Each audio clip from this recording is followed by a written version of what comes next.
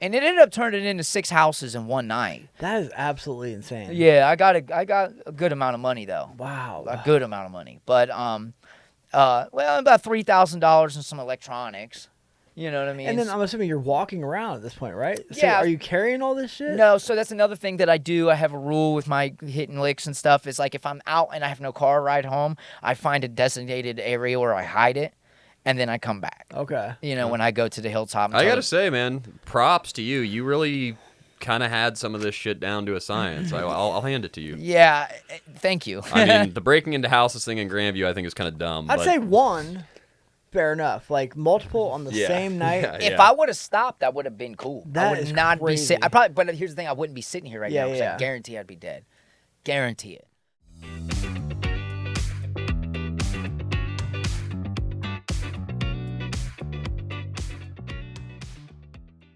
All right, cool. Okay, we have Damien Smith with us Firecracker today. man is here today. Yep. Yeah, We obviously went to school together. Yeah. And you just wrapped up doing 12 years. Yep. You got out, what, last week, you said? Yeah, on the Friday of the 7th, February 7th. Literally fresh out of the can.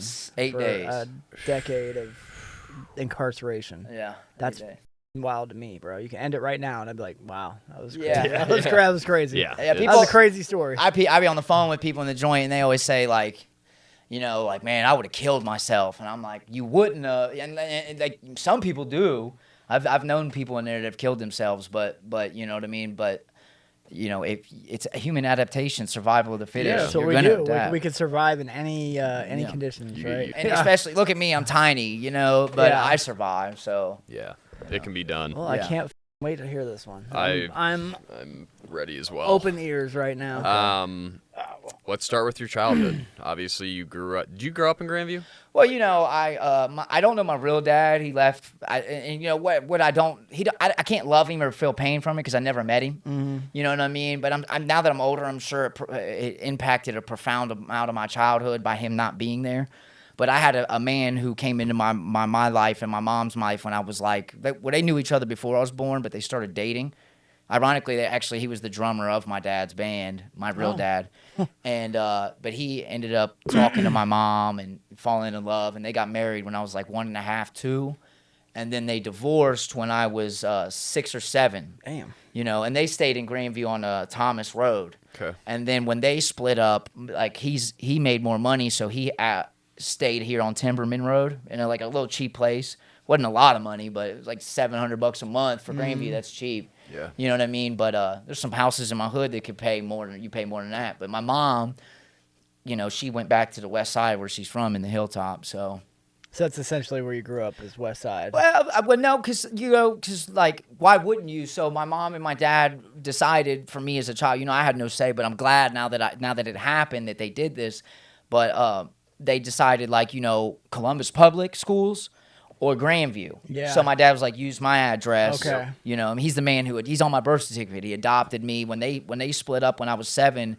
My dad was like, if I don't stay in his life and move on, he's gonna have even worse of a life. Yeah. And, you know, so because he was the yin and yang, the positive side to my childhood. And the difference between Columbus Public and Grandview is night. I mean, it's Yeah. not even close. You know, when I would get kicked out of Grandview and get expelled for the rest of the year, I would have to finish the year at, like, say, like Starling Middle School or West. Yeah, you don't know how good you got it. Dude, over I here, would be dude. in 8th grade, and what we was learning in 8th grade, they're learning in, like, 6th, Yeah. 5th. I mean, I'm sorry, vice versa. We're learning Yeah. in 5th, Yeah. 6th, and they're learning in 8th grade. I'm like, what? I'm smart there. It's a good school district, so it was a Great. good call for them to Great. keep you here. Right, yeah. Take us through the early days for Damien and maybe some signs of bad things to come or things you were doing at a young age. Well, when I was a kid, you know, because being from Grandview in the Hilltop, like in the Hilltop, I had like a typical household. Not everybody's got it horrible there, but, you know, Sure. the vast majority yeah. of people, what they deal with versus what we dealt with in Grandview, I was ostracized, like you said earlier, like, because, like, you know, I had a split household. You know, my mom was a raging alcoholic, and, like, she did cocaine, but I never knew about it until I got older. We want to take a moment to announce an exciting partnership with K&B Clothing Line, a brand that truly aligns with our visions and dedication to recovery. We all have a past and a story to tell, and Live Inspired K&B Clothing Line believes that every story deserves to be told without shame. They're also extremely invested in the recovery community, and it shows in their clothing line.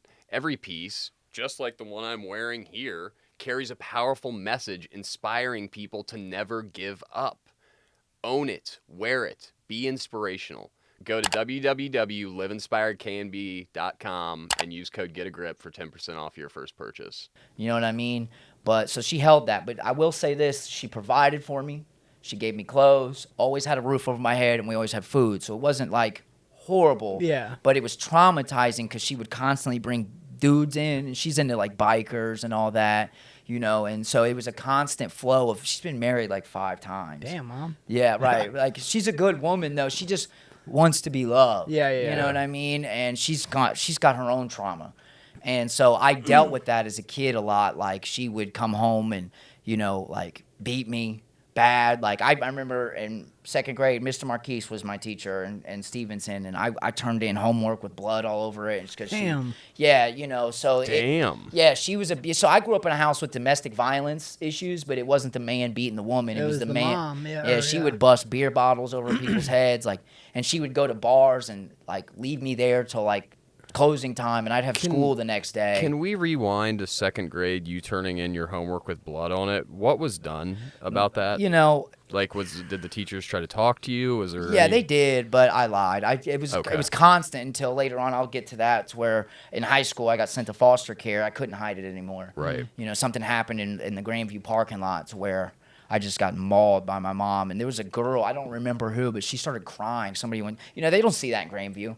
Oh. Some girl witnessed it, and she was just bawling her eyes out and went and told. I wouldn't have said nothing because I'm just so used to this. Yeah. You know, my mom would come home every day and just beat somebody, like, or there would be times where she'd be loading her gun, talking about how she wants to kill herself, you know, and just kind of loading her And gun. this is a young age. Yeah, Dude, that that's... incident, I was 10 in 4th grade. Golly, I remember bud. being in my room listening to Mudvayne, you know, headbanging, and she would just be downstairs listening to her metal. And like, so we had a thing in my family, happy, sad, the Hawk. And that was Okay. her stages of the night. Like, she would start out, yeah, party, and the next thing you know, she'd just start rocking back and forth, crying.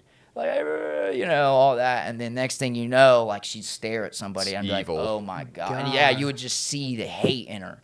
Jesus, And that's terrifying, bud. Yeah, it was. There'd be times I'd have to call my dad, like, sneak up, like, and, you know, the Yeah. house. We didn't have phones back then, but, you know, hey, come get me. She's, the police Hawk's are here. on, you know what I mean? So, yeah, it was. And so being from, you know, being in Grandview with that, like, my dad would have to drive from Grandview to the Hilltop to get me, bring me back home. She wouldn't even know I was gone until the next day. She'd be like, where'd you go? Well, you was beating everybody in the house and throwing plates and dishes, smashing shit. I didn't want to be around that. Yeah. And so, you know, when I would be in Grandview, like, obviously, like, that's a nicer area. People don't deal with that. So, like, I think it hurt me because, like, when I was in kindergarten, I remember my mom wanted to beat her ass. Miss Abbott was my kindergarten teacher, and she told me to my face, when you grow up, you're going to be dead or in prison. Damn. She was right. She nailed it, right? Yeah, unfortunately. It was right. Now that I'm older, because, like, But still, you don't say that to a You five, really don't, kindergartner. yeah. 5 years old, Yeah. 6 years old. Jesus. You don't, yeah, right. And so, and that's really how I was looked at in Grandview. And a lot of the parents said the same thing about me because I always used to hear kids come up to me like, I can't hang out with you. My mom won't let me hang out with you. And so that, now that I'm older, I didn't realize how much that hurt me. Yeah. You know what I mean? And then so I was like, why though? What's wrong with me? Because I know my heart. I'm like, I'm a good dude, you know, but like, they don't even know me. You know what I mean? You had a bad reputation. Right. I mean, you just did. It is what it is. And this was like- before I was even doing drugs. Yeah, I or would say, like, what kind of reputation can you have at that young age? You know what I mean? Well, like, I do know that when I was a kid, well, it's rarely because of my family. because the family, yeah. Yeah, because not just my mom, but I have my cousins are the Jamesons, and if you say that name in Grandview from like the 80s, they were the coke dealers. My uncle got busted with a kilo of cocaine. There used to be a motel on Grandview in Dublin. Yeah. And he was selling dope out of there. I remember when they tore it down. Yeah, right. It was because there was all this prostitution, Yep. and well, my uncle was like the guy there, and so if you wanted drugs from him, and so this was from generation. My grandma and my grandpa, my great grandpa, my grandma, and my mom all got into a fist fight with GPD. Damn. Yeah, out front of the house. So there's 3 generations literally fighting Grandview cops. You were toast. Yeah, it was over with. You were toast from the get. Yeah, even though they chose to raise me here, which was a good idea academically. Yeah. Even at sports, athletically, you know what I mean? Like, 'cause I excelled in baseball, I was great. You know what I mean? But like my outlet, like when I was a kid, I remember being, Grandview people don't fist fight. I'm in like first grade punching on shit, punching on people, just smacking them, beating them up. And like, so that I think is where the start of my reputation happened, along with the family, to where they were like, yep, that makes sense. Right, like he's already fighting. Yeah, at first grade. Right, and so, not saying people here are soft, because there's probably some dudes here now that were older who would whoop me, but it just wasn't a common thing. Not then. No, not at that age. It wasn't when I was in high school either. Right, nobody was. Rarely fights. The fights we would do is we'd set them up behind the annex. Yep. And go fist fight for fun. and in the hilltop, when I'd go out there, like, we have a disagreement. Like, what's up? You trying to hit? Yeah. You know what I mean? Immediately. Different lifestyle. Yeah, huge. And so I brought like a little bit of both. And even today, you'll see both come out of me. Like, I listen to metal and like get on my suburban shit, and then I'll go to the hilltop and just be like, yo, what's up? You know what I'm saying? You know what I mean? And it comes out just both blending ways. into wherever the you're at. For sure. Take us to I don't know, elementary, middle school. How'd that look for you going to school here? Still good, and so still the same was going on at the house. Mm-hmm. You know what I mean, with the mom, the drinking, and my dad, bless his heart, man. I haven't spoke to him in since 2012, and I miss him dearly, and that's my fault. But he's the man who raised me. But I'll get into that. But long story short, he was so passive. And so my mom and my dad would go against each other. My mom would get jealous of my dad, and because he would just be a good father. Mm-hmm. And I would go, like, well, Dad did this for me. And my mom would be like, F him. He's right. Screw him. Right. Oh, go call your dad. You know what I mean? And then, like, she would try to buy my love. Like, well, did your dad do that? You know what I mean? Damn. Yeah. So, so, like, I would listen to her at times when he would try to put his foot down. And I'd be like, man, and I would say the most mean things. Like, you ain't even my dad, man. I'll beat you up at like 11 years old saying this. Bud. Right. And I feel horrible for it now because, so after so many years of saying that, he's finally like, well, this is your real dad, right? No, I don't know my real dad. The second marriage of your mom? Yeah, which he's on my birth certificate. Okay. He adopted me. He's my father. You know what I mean? He doesn't even have any kids of his own. I'm his boy. You know what I mean? I don't have his last name, but that's my dad. You know what I mean? So if I say dad throughout the story, that's him. That's who I'm talking about. My real father, I don't even. He's the sperm donor. You ever met your real father? Not that I know of. People said that he would, and this is so weird to me. People would say all the time, like I have a cousin from Grandview, and he's also from the Hilltop too. He bounced around a lot. Jordan Stein, Heather Stein. No. I feel like it should, but no. Right. Well, anyways, long story short, he would like the day before I was coming home from prison, I remember calling him like, so this was not this past Thursday, but the Thursday before that, hey, I'm getting out. And he would just say so many, every time I talked to him, he's like, your dad, he was such a real dude. He was such a gangster. And he's like, you were so much like him. I'm like, why do you, he loved you dearly. I'm like, how does a man love me? Did he though? Right. Yeah. He said, oh man, he used to watch you walk home from school. I'm like, well, if he was a real man and loved me like that, he could have came over and been like, Daddy's messed up. Yeah. I love you though. It didn't really hurt me though, because like I said, I didn't know him, and I had a man who stepped in who was. I didn't even know that my dad was not my dad until I got older, and he explained it to me. Like, I'm not your real father. I'm like, yes, you are. You know what I mean? You're my dad. You had a traumatizing childhood, right? From rip, brother. For sure. Right, but and so long story short, man. Like, so in Grandview, like I would, after hearing so many people tell me I'm bad. And I'm not that. I started to be that. You know what I mean? Now that I'm older, I'm like, why not? Yeah. I'll show you. Saying this, yeah, like, if you're gonna say it anyway, then what's the difference? Right. Like, and so I wasn't selling or doing drugs yet, and so Because it's crazy because I used to be so against it. Even smoking cigarettes, I used to yell at my mom like, "Oh, I stink," you know. Now I smoke cigarettes, but, but you know, I tried so hard to be bad. You know what I mean? Like I remember saying all the time, like I'm gonna be in prison, and my dad be like, "Why would you say that about yourself?" Because he was the only one who was a good influence in my life. Rational mind. Right, and so he would try to get me on my grammar, do your homework, you know, and I'm like, man, quit it. When did drugs or alcohol come into play for you? At what age? So the first time I drank was with my mom. She would give me beer, but it was like, you can have one beer. I would be like a kid, like 9, 10, 11, 12. She's like, here, you can have, because I'd be like, let me get some. You guys look like you're having fun. Let me get some. But she tried to be like, no, like you can have one beer, you know, and I'd be like, okay. And that was just because I'd be pestering her.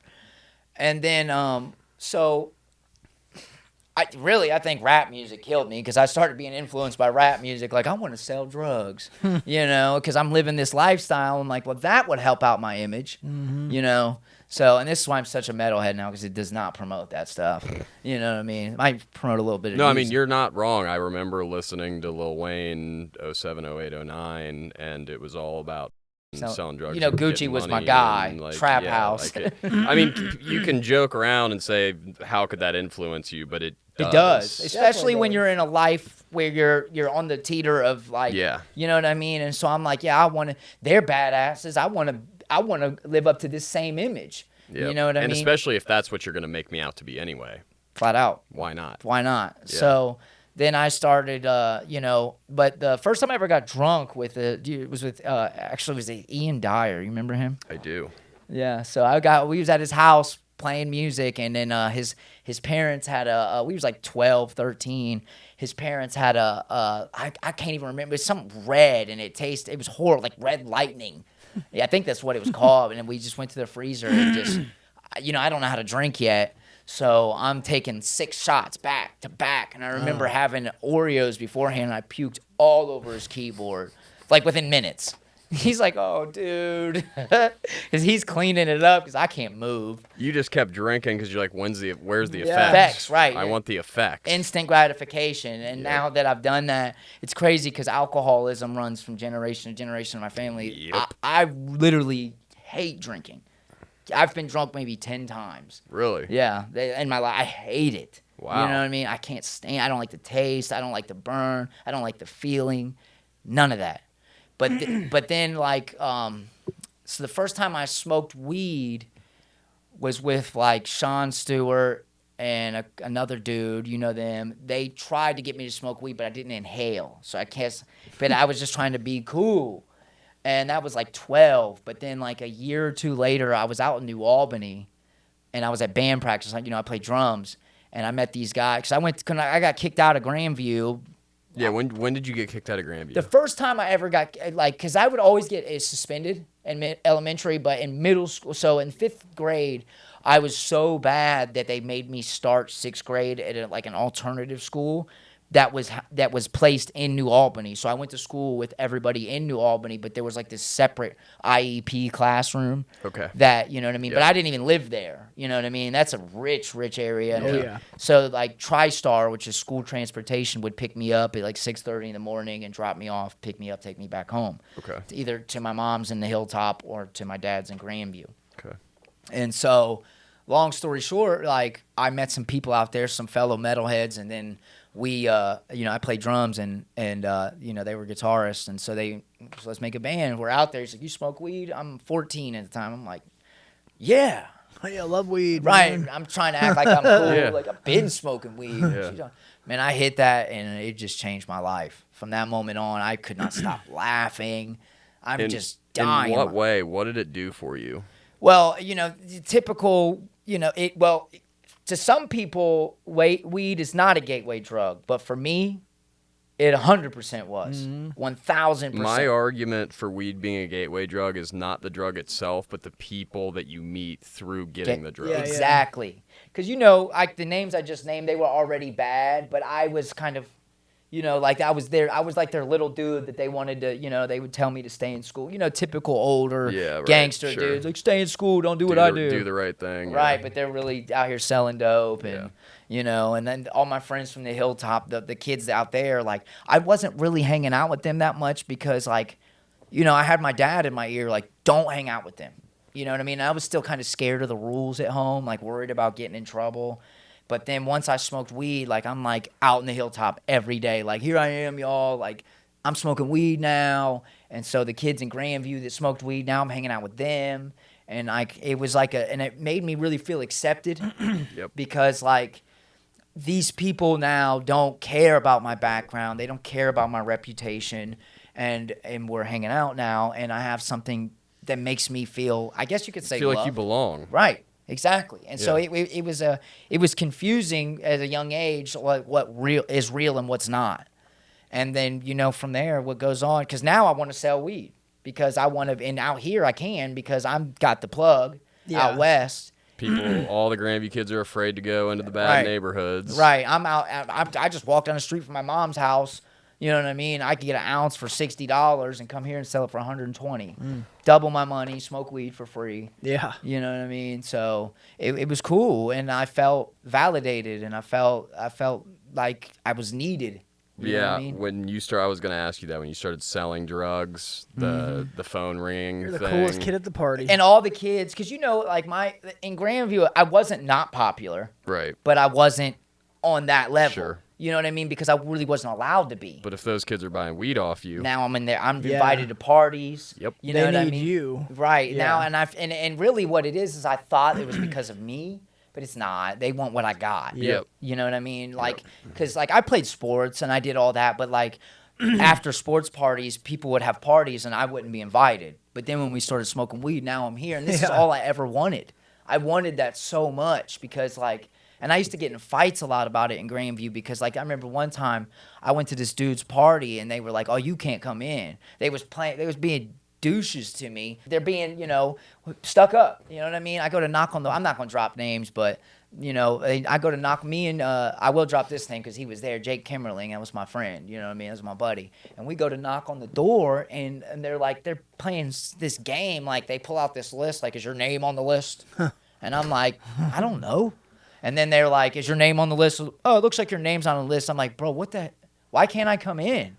And they just were like, "Get out of here." You know, and then you loser. And I'm like, but then a year later, now I'm cool. Same, yeah. because you got some weed. You know what I mean? And then what happened? Then my mom broke her arm and started getting pills, Percocets, and she actually had been like a year sober off alcohol. She got sober when I was 15, her fourth husband.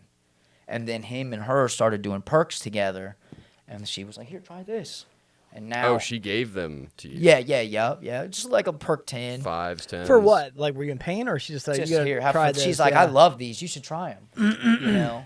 And then that summer, because that was like 6 months later, I had went to I was drove to school from my mom because she lived in the hilltop, and on her way to work because she worked for the city of Upper Arlington as a trash lady. And so that's kind of on the way, you know, and she dropped me off and we were arguing about something. I can't even tell you, but I remember the incident because it changed my life forever.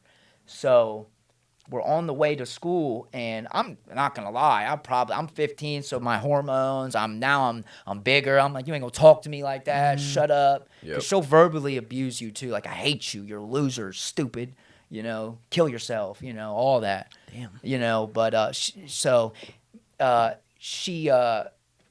don't know what we were saying. I'm sure I was, you know, "Screw you too. I hate you too." Yeah. We're doing the same. We're both at each other because I know how our relationship is now, and we'll both, you know, still do that. Not so much now, but like not long ago we were doing that, and we were doing great now actually. But long story short, so we said something. I remember I was pulled up right there on 3rd Avenue in front of the school, and she just, because I used to have like long skater hair, you know what I mean? She grabbed my hair, wrapped it around her hand, and just started bashing my head against the window. In front of the school. Right in front of the school. And I tried to get out, and she had like, I remember I had a T-shirt, and she grabbed it and was yanking me back in, trying to hit Is me. anybody seeing this? So yeah. some little innocent girl, Grandview, that is not happening. No.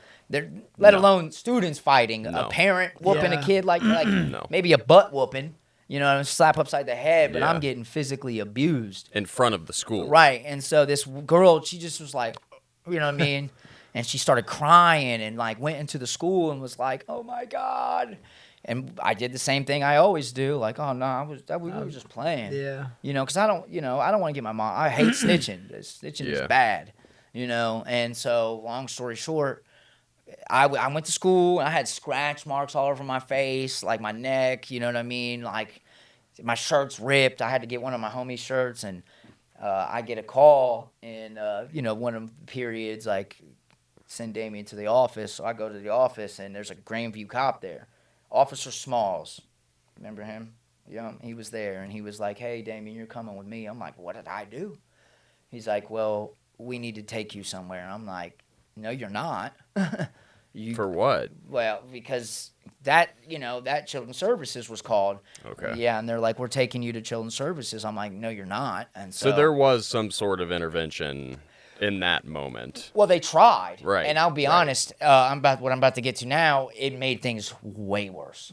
Because when you're in so I go to foster care that day. They're like, "There's no ifs, ands, or buts about it. You're coming with us. You ain't got to stay in foster care forever, but there needs to be an intervention to where rather that's help with me." Because I'm at the time I was bad. At this time I'm selling weed and I'm smoking weed. I'm not paying no attention to rules. You know what I mean? Like, but what's crazy is I always got good grades. Always got good grades out of all that, because like that was the thing. My mom was like, "You know what, do what you want, but get good grades." And even Grandview did that. They was real lenient on me because the things that I would do, somebody else would do and get in a lot more trouble. Because I had an IEP too, so that kind of was a part of the deal. Like, he's bad, but you work with him if he's working. And so I went to foster care. This was in so we only had like a month left of school. So this was like early May. Okay. You know what I mean? And so where they sent me was Circleville. Oh, boy. Yeah, which if you know anything about Circleville, it's a drug town. And it's not far. It's tiny. It's tiny. Yeah. It's a hillbilly town. Yep. I'm a city boy from Columbus, but the foster brothers I had were both city boys from Columbus, and they were Bloods. And so they were older, they were Bloods, they were bigger, and I was like, well, I don't want to be picked on in here. Mm-hmm. And so I'm like, since I'm little and I'm white and I'm younger, I'm going to be as bad as them, but even more bad. So I get their respect. So I would just walk around picking fights constantly, banging Columbus. Like, "Man, I'm from the hilltop. What's up? Who wants to hit?" How old are you? At this time? Yeah. 15. 15. Yeah, I'm out here like gang banging. Like, "What's up, man? Who wants to hit?" Like, I'm gonna get with your girl and his girl, and you ain't gonna do nothing about it. Well, some of them hillbillies ain't going. Yeah. I mean, they can fight. I got beat up a couple times down there. I got a small dose of humility. But so long story short, that happened, and that's when dealing and doing hard drugs started. Okay. You know what I mean? It wasn't just weed anymore. And this is at 15, 16? Yeah, 15. I was in foster care, so I had been 15 for like 6 months, 7 months. Because my birthday's in November. So I stayed there from May, whenever that day happened, early May, until September or October of that year. Okay. So, but what happened is now I'm out here thugging. We were so bad that the Children's Services split us up, me and my foster brothers. And I'm out here, and so now I'm in the foster home alone. I'm bored. And I had a plug here in Columbus for Oxy 80s, and I was getting them for like $25 a pill, while they're paying $80. Mm-hmm. So I'm like, oh my God. Yep. I didn't even, somebody just told me that. They're like, "Yeah, there's $80 a pill." I'm like, what? Yep. Columbus is only 30 minutes from here. Why are you guys not driving there? Yeah. They don't know nobody, and they're scared of it. Yep. Because I remember I used to say I was from Columbus. People like, what's it Oh like? my God, where at? I'm like, "Here, watch some YouTube videos about my neighborhood." And they'll be like, "Oh my God, you know them?" I'm like, "Yeah, I'll be with them." But so that made me feel cool. So how did you get the plug from Columbus? He was from here. I ain't gonna put his name out there. Yeah, it's fine. Don't. Yeah. But did you start using them? later on. You know what I mean? So you started out selling them. Yeah, right. And so there was a girl that I was dating at the time, and she did them. Okay. And so she would, you know how girls are. Come on. You know, men too. But you know, when you're a man and you're gonna try to impress your girl, peacock for her. Right. Yeah. And so I did, and then I was like, whoa. And like I said, I already done perks, but these are Totally different. Yeah. totally different. You know what I mean? A whole one had me, you know. Yeah, I mean, so- a whole one's a lot for a young kid. I can't believe you took a whole one. Right, and snorted it. So then that happened, and at this point, I'm, you know, I can't. That's when I should have noticed then that, like, I have an addictive personality because I could sell weed and smoke weed and still keep money, but when I was doing that, like, all the re-up money was gone. Yeah. And within like a month. And now I'm like, well, how do I get more? So I just walked into a Kroger and walked up to the first cash register with a fake gun, like, what's up? Give me everything. You know what I mean? I'm 15. God, dude. Yeah, so What's the clerk do? Yeah, what's your plan here? And yeah, how do they react? right. So I ended up getting trapped in. In the Kroger. Yeah, and then I'm young, so they could probably tell I'm scared. I'm not really going to shoot nobody if they thought it was real. Yeah. Right. So once they found out it was fake, I remember some big dude who was like 400 pounds literally laid on me Loss prevention. until the Loss police. prevention. Are Yeah. you terrified? You are terrified, I'm assuming, going up No, there. I'm angry. I'm trying to fight. And No, I'm I'm like, talking about when you go up there with, like, hey, give me the money. no, because like I said, I thought I was so tough. And like I'm so young, I've never been really in trouble, so I don't realize what I'm doing is a serious felony. Yeah. A serious felony. So I'm thinking like I'm just gonna go to Yeah. jail, or they're gonna put me in DH for a couple days and they're gonna let me out. Only time I'm lying, I've been in trouble one time, and it was for domestic violence on my dad, and he put me in jail, and I was there for overnight. You know what I mean? Yeah, so You know? nothing. And all I did was throw water and hit a water bottle in his face at a parking lot because he smashed my guitar in front of my face. I'm like, what? So he's like, I bought this. You don't deserve it. Damn. So what comes of the Kroger incident? So I go to jail that night. Okay. And Juvie, right? in Circleville, I stayed at the police station overnight and then went to it's in Ross County. I don't know what the jail's called, but it was horrible. You couldn't talk. You literally could not talk, and so it was just horrible. And then I ended up, because I'm from Columbus, Children's Services came down there and talked to me, and I'm like, send me back to my home county. So, which was a crazy incident, because then they're like, okay, well, we'll transfer your time to Franklin County DH, which was way I was different. gonna Yeah, say it's a whole different. The only white dude in the tank. Yeah, bad idea, buddy. Right, Should well- have stayed put. Right, exactly. And so when I get there, I once again have to prove myself. You know what I mean? I'm tiny. But that's different. That's a different kind of prove yourself Right. when you enter a jail setting. Right, definitely. But what I mean by proving myself is this mentality that I have, where I have to keep trying to fit in somewhere, to where I'm trying to like One up someone, whatever. Yeah, right. And I did it here when I was at school all the time. I eventually, because I started believing everything that people were telling me, I really started putting off an off-putting vibe, like, mess with me, I'll beat you up. Yeah, like you're fucking crazy. Right. Yeah. And it's probably because, I didn't want to get picked on. I was getting picked on at home by family. I didn't fit in the world. So it was just like, I felt like everybody hated me. Mm-hmm. And no one, so I'm like, I hate everybody back. Yeah. So How long did you do for that one? So- what'd you get charged with? a felony 1 aggravated robbery. Holy Damn. fuck, Yeah. you got an Way F1 to at 15? get Yeah, out. and then Yeah. a felony 3 intimidation of a witness, because I ended up actually getting out of the DH and then going back like an idiot. Back to the Kroger. Yeah, all the way in Circleville when I was staying the night at a girl's house. Like, if you fucking come to sorry. No, you can You're cuss. fine. It's Yeah, fine. if you fine. come to court on me, I will kill you. Wow. You know what I mean? So they later on indicted me on a new felony 3 intimidation of a witness, which is actually what sent me up the way. Because if I would have because I've never been in trouble, and so I had Magistrate Goodrich, and she was kind of working with me. She put me on house arrest and everything, and was giving me a what's it called, PSI, pre-sentence investigation. Yeah. And so she did that, and which was like, you know, then the probation department said, you qualify for the probation. And then you go on back to And, program. yeah, and she's Look like, out well, for you're yourself. gone. So I went to juvenile prison, which was crazy. Crazy. Juvenile prison is, Yeah, tell us about that. well, first off, you're alone when you're in prison. You don't, and I don't know anybody, so because you're in here with people from all over the state. Everywhere, yeah. You know, and so I'm from Columbus, and in there in juvenile prison they have like 2 gangs, and there's like the Northeast Ohio majority Cleveland gang called the Heartless Felons, and then you have like everybody else, which is the Headbusters. So and like they have this thing when you come in, as soon as you walk in, get down, lay down, or O down. You know what I mean? What are you going to do? And so I'm not owing down. I'm not giving you nothing off my tray or nothing my family works for to give me. You ain't getting none of that. I'm not going to lay down because with laying down comes owing down. You know what I mean? And so I guess I got to get down.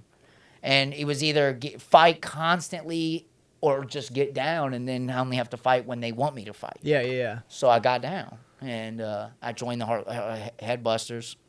Who do they pair you up with to fight? Is it like a It's random just anybody, person? yeah. Is A lot anybody? of it's a lot of gang fights, a lot of like 6-on-6s, 6-on-8s, and they always happen in the school.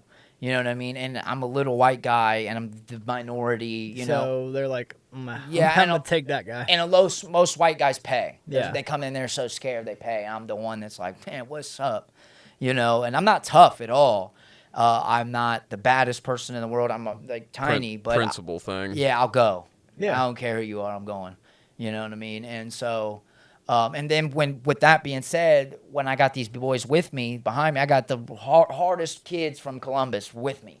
So it makes you feel a little bigger, you know, like, I'll swing first, just follow up. Man, I mean, come on. I'll So be what's the initiation look like for that? Nothing really. Nothing? You just say, I want to get down, and then they test you a couple times. And they're Like, this guy's willing to go, so let's take him. Well, whenever his card's pulled, you better go, and if you don't, then they're gonna jump you and get you beating you up, and now you got to pay them. And this is juvenile. This is juvenile, which is on the fist fighting side is like every day because there's no repercussions. Yeah. You don't even go to the hole because they're not like allowed to put you in the hole. You're a kid, so you go right back to your cell. Interesting. Yeah, you go right back to your cell, and you're out 10. They might lock you down for the rest of the day, you know. And I ended up doing 6 months then, and got out, and then now I'm tough. Yeah. I've been to prison. Right, Yeah. right. You know, I'm in a gang Now now. you're actually tough. Right, yeah. You got some shit to back it up. Right, yeah. I got tattoos at 16, and like I'm like over here like, what's up? And so now that I'm doing that, I'm hanging out in the hill. Now I'm not even really kicking it in Grandview. Like I'm not even, because everybody here is like just not. Yeah, not about what you're about. Right. Yeah. And so now I'm in the hood every day. You know, I mean, in the worst neighborhoods in Columbus. I know people from DYS where I can network, and I know people from Livingston, Cleveland Ave, East Main, Parsons, not just the West Side. You know, so I'm out here like I'm bad. What's up? So you get out of juvenile prison, and now you're not so much hanging out in Grandview in the nice suburban neighborhood. You're connected in all the bad neighborhoods in Columbus. Right. What does that turn into? Way worse, because like the way that I looked at it is this is the worst they're gonna do for me. Juvenile, and I was in Marion, which if anybody's been to juvenile prison watching this or anything, Marion was top notch. That and ORV was the worst. Shark Tank. Yeah, so I'm like, if I can survive in Marion, which was the Heartless Felons headquarters, and I'm HB, I'm good. You know what I mean? I'm cool. I can make it anywhere. You know, and so, but that was the problem with me is like now that I just did this 12 years, I'm thinking to myself, wow, you know, all these bad stories about prison is just implanted into my head. And that's another reason why I want to get this story out here, because like what I'm going to get to in adult prison, I feel like somebody needs to give these guys a voice, man, because it's bad. And, you know, so, but the juvenile prison, you know, like it really wasn't, it was just, if it's not even that if you can fight, it's if you will fight, you'll be fine.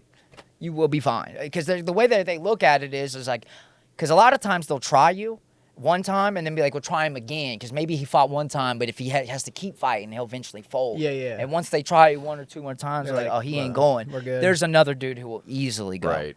So there's They move on. Right, yeah. There's weaker prey.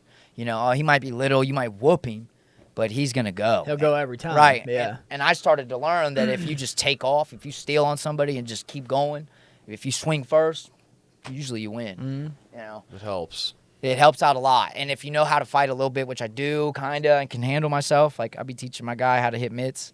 You know what I mean? Yeah. Yeah. So, but like I said, I'm not. I just It's have just practice. You've been in a lot of fights. right. And right. that's the hardest part of fighting is the fear. doing it. Fear. Yeah, Get over the doing fear. it, yeah. And If the you can- gas in the tank. you Oh, can- I'm not gonna lie. People Yeah, don't that's- realize, like, Yeah, if you can go 2 minutes in a fight, you got the upper end. No, You're 2 gonna- minutes is Yeah. a long fight. Yeah, you can. exactly. That's a long fight. Most fights be lasting 30 seconds. Tops. Yeah. Tops. Yeah. So if you got gas in the tank, you've got a much better chance of winning the fight. right. And then bare knuckle fighting championship stuff, they're not even lasting long because that's bare knuckle. Yeah, yeah. You know what I Right, mean? right. Like when I train him for mitts, like I'm the only one coming back the next day. Like, you sore?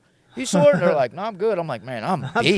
Yeah. I just came home from the joint. Right. So when you're connected now, you're out. Are you an adult at this point? No. 17? Still 16, right? 16, yeah. So what do you start doing? You starting to sell hard drugs? You starting to use hard drugs? What? So I see people in the hood who sell weed versus people who sell crack and heroin. Yeah. And I'm like, More this money. dude's got. Yep. I'm like, well, I want that. And so I met up with a group of guys in a Hilltop gang, and they brought me in, and I joined their gang, and then which was it was like an interracial gang, mostly white boys though, but our head was a black guy, and then there's a couple other black guys. It was mostly white boys out there, and we were getting money, and like they set me up in a house, and I just started meeting geeks, dope fiends. Trapping. So you're trapping. Trapping. Like we had a studio in there, we had the games, so we're just sitting there making music, playing the games, and Serving just people. serving. It was fun. I loved it. And then I had this plug from up north, and there was somebody I knew from Circleville from back in foster care. His uncle would buy like 100 pounds a week, and I would what, coke? Weed. Weed? Okay. Yeah, and so I could get 100 pounds on call easily, and so. I would get him for $900 a pound, and he would charge him $1,300, and we'd split it. Fuck. And that's a week. Yeah. So I'm 16 doing this. I felt like I was the man. Yeah. The man. Like, can't tell me nothing. The teacher's telling me I'm a loser. I'm making more money. Are you Yeah. still going to school at this point? Yeah, too? actually, I was. I was Okay. still going to Grandview. God, man. I was still going to Grandview because, it's Grandview, but, and then I ended up getting, what's crazy is they knew I was doing this in Grandview, but they couldn't prove it. So one day I come to school and they just do random searches on me, which is, no one else is getting this treatment. I was never searched. Right. I'm the only one. You know what I mean? Which I get it, but it was just like, there was just this, Who's searching you? they would call the police to do like dogs and stuff. It was Damn. one time I was leaving class and they say, my teacher walked up to me like, you got anything on you? I'm like, why? She goes, because if you do, you're about to go to jail. And I was on parole from juvenile. And so I was like, yeah, just how cool she was, man. I was like, huh, and just handed her like 1.5 ounces of some Loud and just set it on the table, and she grabbed it and put it in her car for me. Huh. It was dope. Damn. Yeah, in Grandview, Miss B. Yeah, let's keep that name. Keep under that out. Yeah, I wraps. just said it. But wow. But she loved me though because she knew because she understood And what she- you were dealing with. Yeah, she knew my home. She would because I was in an IEP class, and she would pull me out and have like when I would be bad, Yeah, and- or happy, but she would talk to To me. be the and I would voice te- of reason. I would tell her my childhood and what I would go through, and she just felt horrible for me. You know what I mean? Because I got good grades and I tried, and so she was like, he has the potential to be a good kid. Like she knew my heart, but I was just so stuck into this rut in this lifestyle, and at home I was like dealing with what I was dealing with, and it just and like if she felt like she couldn't do nothing, but she was like, I don't want him to go back to prison. You know what I mean? And if it's just weed, Yeah. So this was long before it's legal and looked at Sure. as medicinal Sure. and all that, but still, it's just weed. Yeah. Then in Grandview, the teachers knew I would leave at open lunches and get high. They I mean, knew it, That's what a lot of us did. but I was the one that would come back like, Yeah. you know what I mean? Because I remember you guys would like, spray and get you cared. You know what I mean? I'd be like, He's like, you want some whatever. spray? Like, Nah, I bro. want to smell like a joint. Yeah, that is true. We did Eye drops in. try to. You guys all did that. We covered our asses. As Right, best me. we They're like, could. you want some eye drops? Like, I'm cool. I can't even open my eyes right now, bro. I got contacts in. Yeah, I'm good. When did you first pick up a hard drug other than the Oxy 80s and start using? So I'm selling them and everything, and like I'm. When you say you're selling crack, heroin? Yeah, crack, heroin, and weed. Okay. You know, and pills here and there because, and I'll get to that soon because 2 years later I started doing the Florida run. You know what I'm talking about? Yeah. Oh, yeah. Yeah. So, which was crazy, but free money. But so we get there and I'm selling crack. I'm doing this, but I'm still trying to go to school. And like I said, I was getting harassed, essentially, you know what I mean? That's violating my Fourth Amendment, you know what I mean? You're just constantly illegal search and procedure, you know? Right. Just for nothing, just because I'm me. Because you're you. Right, and so one day they searched me and I had a lighter on. That's it. And you know what I mean? And because I was smart, I used to leave my stuff out in my dude's car, you know what I mean? If you park on the street next to the stadium, that's Columbus. Exactly. And That was my game. And right, and what is it? The parking lot right there where the senior lot. Yeah, senior, exactly. And so we weren't seniors, you know what I mean? I was a junior and he was a sophomore. So I'm just leaving my stuff and I'm like, here, I'll just give you a free blunt. Let me stay and let me put. You don't need to know what's in there. Right. And if it comes up missing, it's you. You know what I mean? So which he wouldn't have done that, but anyway. So like I said, I got caught with a lighter, and they expelled me. 10 days, right? Like, well, they suspended me because when you have an IEP, they're not allowed to expel you. They have to have like a meeting with the superintendent before they do that. But they gave me a 10-day suspension and was like, we're gonna have a meeting about expelling you. And me and my mom were both like, isn't that a little excessive? A lighter? So you're just looking for a reason. To me, that sounds excessive. Yeah. Yeah. Like, I mean, I get it. You're not allowed to start fires. But still, it's like it's a lighter. How many other people have lighters? Yeah. You know what I mean? Like, I'm not no snitch, so I'm not going to be like, well, he's got a lighter, he's got... Yeah, but I'm just like, are you kidding me? And so my mom felt the same way, and she's like, you know what? He won't be back. I'm dropping him out. And Grandview was salty about that because, you know, they have numbers. yep. Yeah. And they're good. Right, great. Yeah. Like, no one drops out. It'd be like 10 years before Nobody drops out. Like, it'd be like a decade or more. Yeah. And so... their numbers are good. They're like, no, don't do that. Don't do it. And she's like, no. And she even said it. I'm doing it just to mess up your numbers. And she dropped me out. 2 weeks later, I got my GED. You know what I mean? And so I had 2 years to basically do nothing. Nothing. Yeah. It was awesome. So I'm out here. Now I'm just in the streets full time. Everybody I know that's my age is in school. I'm out here running the streets, doing me. And then long story short, so that's how it happened, you know. I'm out here on the streets, and I had a stepmom at this time, and she's a crackhead. My dad married this, but she was beautiful. She was like 6 years older than me. Gorgeous, but she smoked crack and did hair. I mean, I don't even really kind of get into girls who get high because, like, I get high, so I don't want to share. Yeah, I was the same way. Right, Fuck yeah. that. Like, I need, and here's the thing, like, I need a woman who is a good girl. Because first off, I'm from Grand. Like, I like them preppy type, like, you know, naive type girls. Because then I'm like pulling out a needle, and they're like, "Oh my God, what is that?" I'm like, "You want to watch this?" Yeah. I got guns. I'm got dope and money. I'm bringing them to the house, trap houses in the ghetto, and everybody's got chains on. They're like, we're in the rap studio. It's a movie to them, and so it makes me feel powerful. I grew out of that though, but at the time that was like intoxicating. You know what I mean? Yeah. Like, just that alone. Yeah. The fact that I have a bag of crack and they've never seen crack before. Yeah. Like, oh, my God. So, you know, I'm not some big drug dealer. I'm probably ringing up on a half ounce of heroin and crack, which is 16. I'm doing all right. Doing all right. Yeah. Breaking down dimes and I'll sell you $4 in pennies. I don't care. Yeah. I'll take it. It's the best drug dealer. Right. Yeah, my favorite. And kind. I fronted and all that. Like, I was cool. You know, I'm a cool guy, you know. I'm like, but a lot of times I got taken advantage of because I have that Grandview kind of mentality where I'm like, yeah, man, you're cool.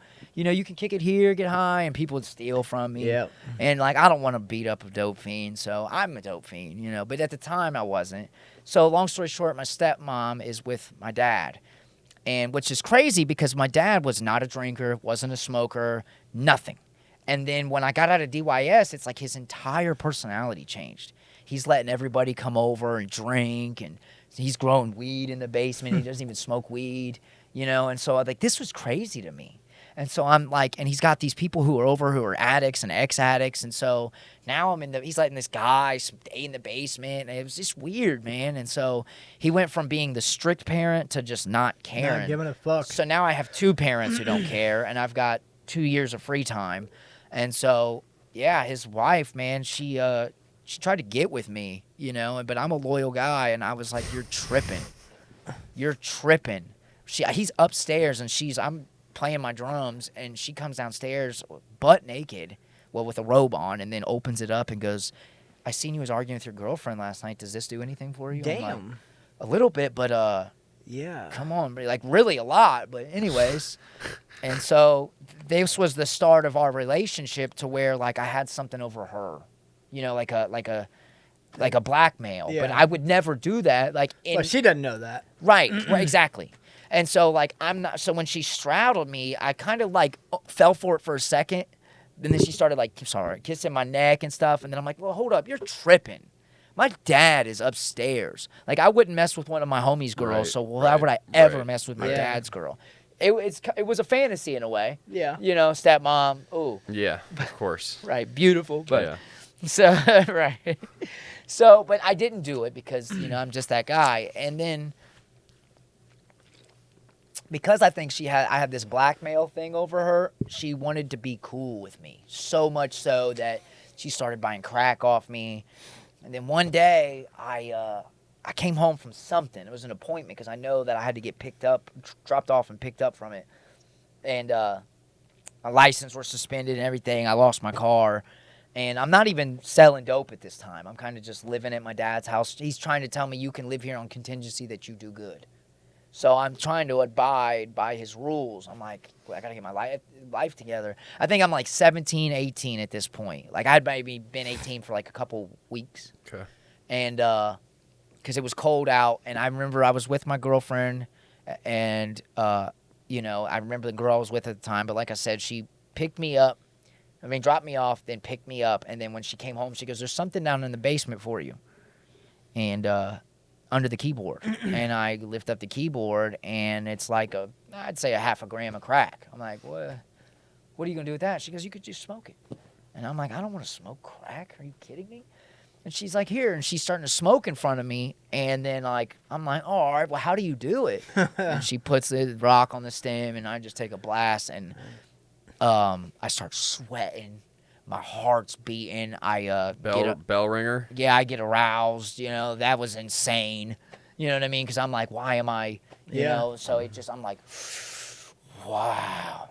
Never had that feeling again. Oh my, but never. Right? Yeah. You chase that high. I mean, I've been there actually. I have.